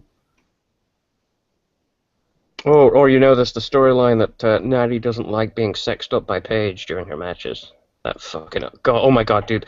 I saw like half of that episode. I think no. Worse is the fucking one about Rosa Mendez, where she just flashed the audience. Rob was streaming it, and I was like halfway through, I was like, dude, I am done with this show. Fuck this show. Do you think Hardcore Holly would ever go in? Yeah. How do you like me now? Crash Holly? Hardcore Holly. I don't know. Still, Hall of Fame, that's something I'm looking forward to. And then, I'm not going to lie, if Brock Lesnar does not show up a single Raw, I'm going to watch WrestleMania with, like, on the edge of my seat. I'm just going to be on the edge of my fucking seat. Because... I'm looking for a list. I'm looking for a list of WWE alumni, and I'm trying to think who could they put in here. And I'm like, this is like pretty much. There's way too many like no's they wouldn't put him in there. They've not done enough, or they haven't been around long enough to get put in. Yeah, I don't know anymore who they're going to put in, because the guys I want them to put in, I highly doubt they'll put in, because of whatever reasons, so... You know what would be really nice for them to put in? Earthquake. John Tender? Sure. Actually, that would be cool. I think he deserves that. Who? Earthquake. Oh, Earthquake, yeah, definitely. And Typhoon. Well, the same guy, but yeah. Are they? I thought they were two different guys, Earthquake and Typhoon, natural disasters. Maybe? Oh, I thought Earthquake. I'm thinking. Oh, what was Earthquake's other character? Earthquake was Shark. Yeah, Typhoon. And Typhoon became Tugboat. Oh, the Tugboat was Typhoon. Oh, I think. I just Tugboat, Typhoon, the Shockmaster. That was Yeah, Earthquake and Typhoon, the natural disasters. Oh wait, yeah, Golga. Golga is what you were thinking of with. No, I guess I was thinking of something else. Never mind. Yeah, Earthquake and Typhoon, natural disasters. Anyway, that was the I season. thought I remembered Earthquake under a different, wrestling under a different name, but I guess I was wrong. Yeah, no, he wrestled under different names. I know. I'm like in WWE is what I mean. Yeah, it was Golga when he was with the Oddities. Anyway, yeah, but I don't remember that. I meant like I only remember him as. Yeah, you don't want to remember the Oddities, dude. You don't want to remember them. Well, unfortunately, they were kind of remembered recently thanks to the New Legacy Royal Marathon, where Kurgan won a Rumble. Yeah, then he lost the Royaliest Rumbles. I'm just saying the most memorable thing about the Oddities was their manager saying that violence turned him on. That's all I'm saying. This would be weird, but I wonder if they would ever put Charles Wright and all of his fucking personalities into the Hall of Fame. Maybe, but I mean, we could probably go for another 5 hours on this. We do have 8 hours, right, Alec? We have 8 hours. That was the C show. This is Riddler saying #fire Kevin Dunn. Done. Let's get that right. Also, #kill McMahon. This has been Seth Nelson, aka Rock Dancing Drunk Acolyte Bradshaw. This is Mega Fighter and somebody... This is Allie, aka Allie. This is Mega Fighter and somebody is pounding on the fucking... I'm not telling you my fucking name. Ceiling up there, and I'm not liking it. And I am Lord Star. He's And that also- was a cat. Folks, the last And time that Raw was was my canceled. cat streak who won't shut up because I've not been feeding them this whole time before. The last time Raw was canceled, one man killed his family. This time, one man killed his company. Good night. Ding! That was very laggy. There's still not a ding. There's still no ding.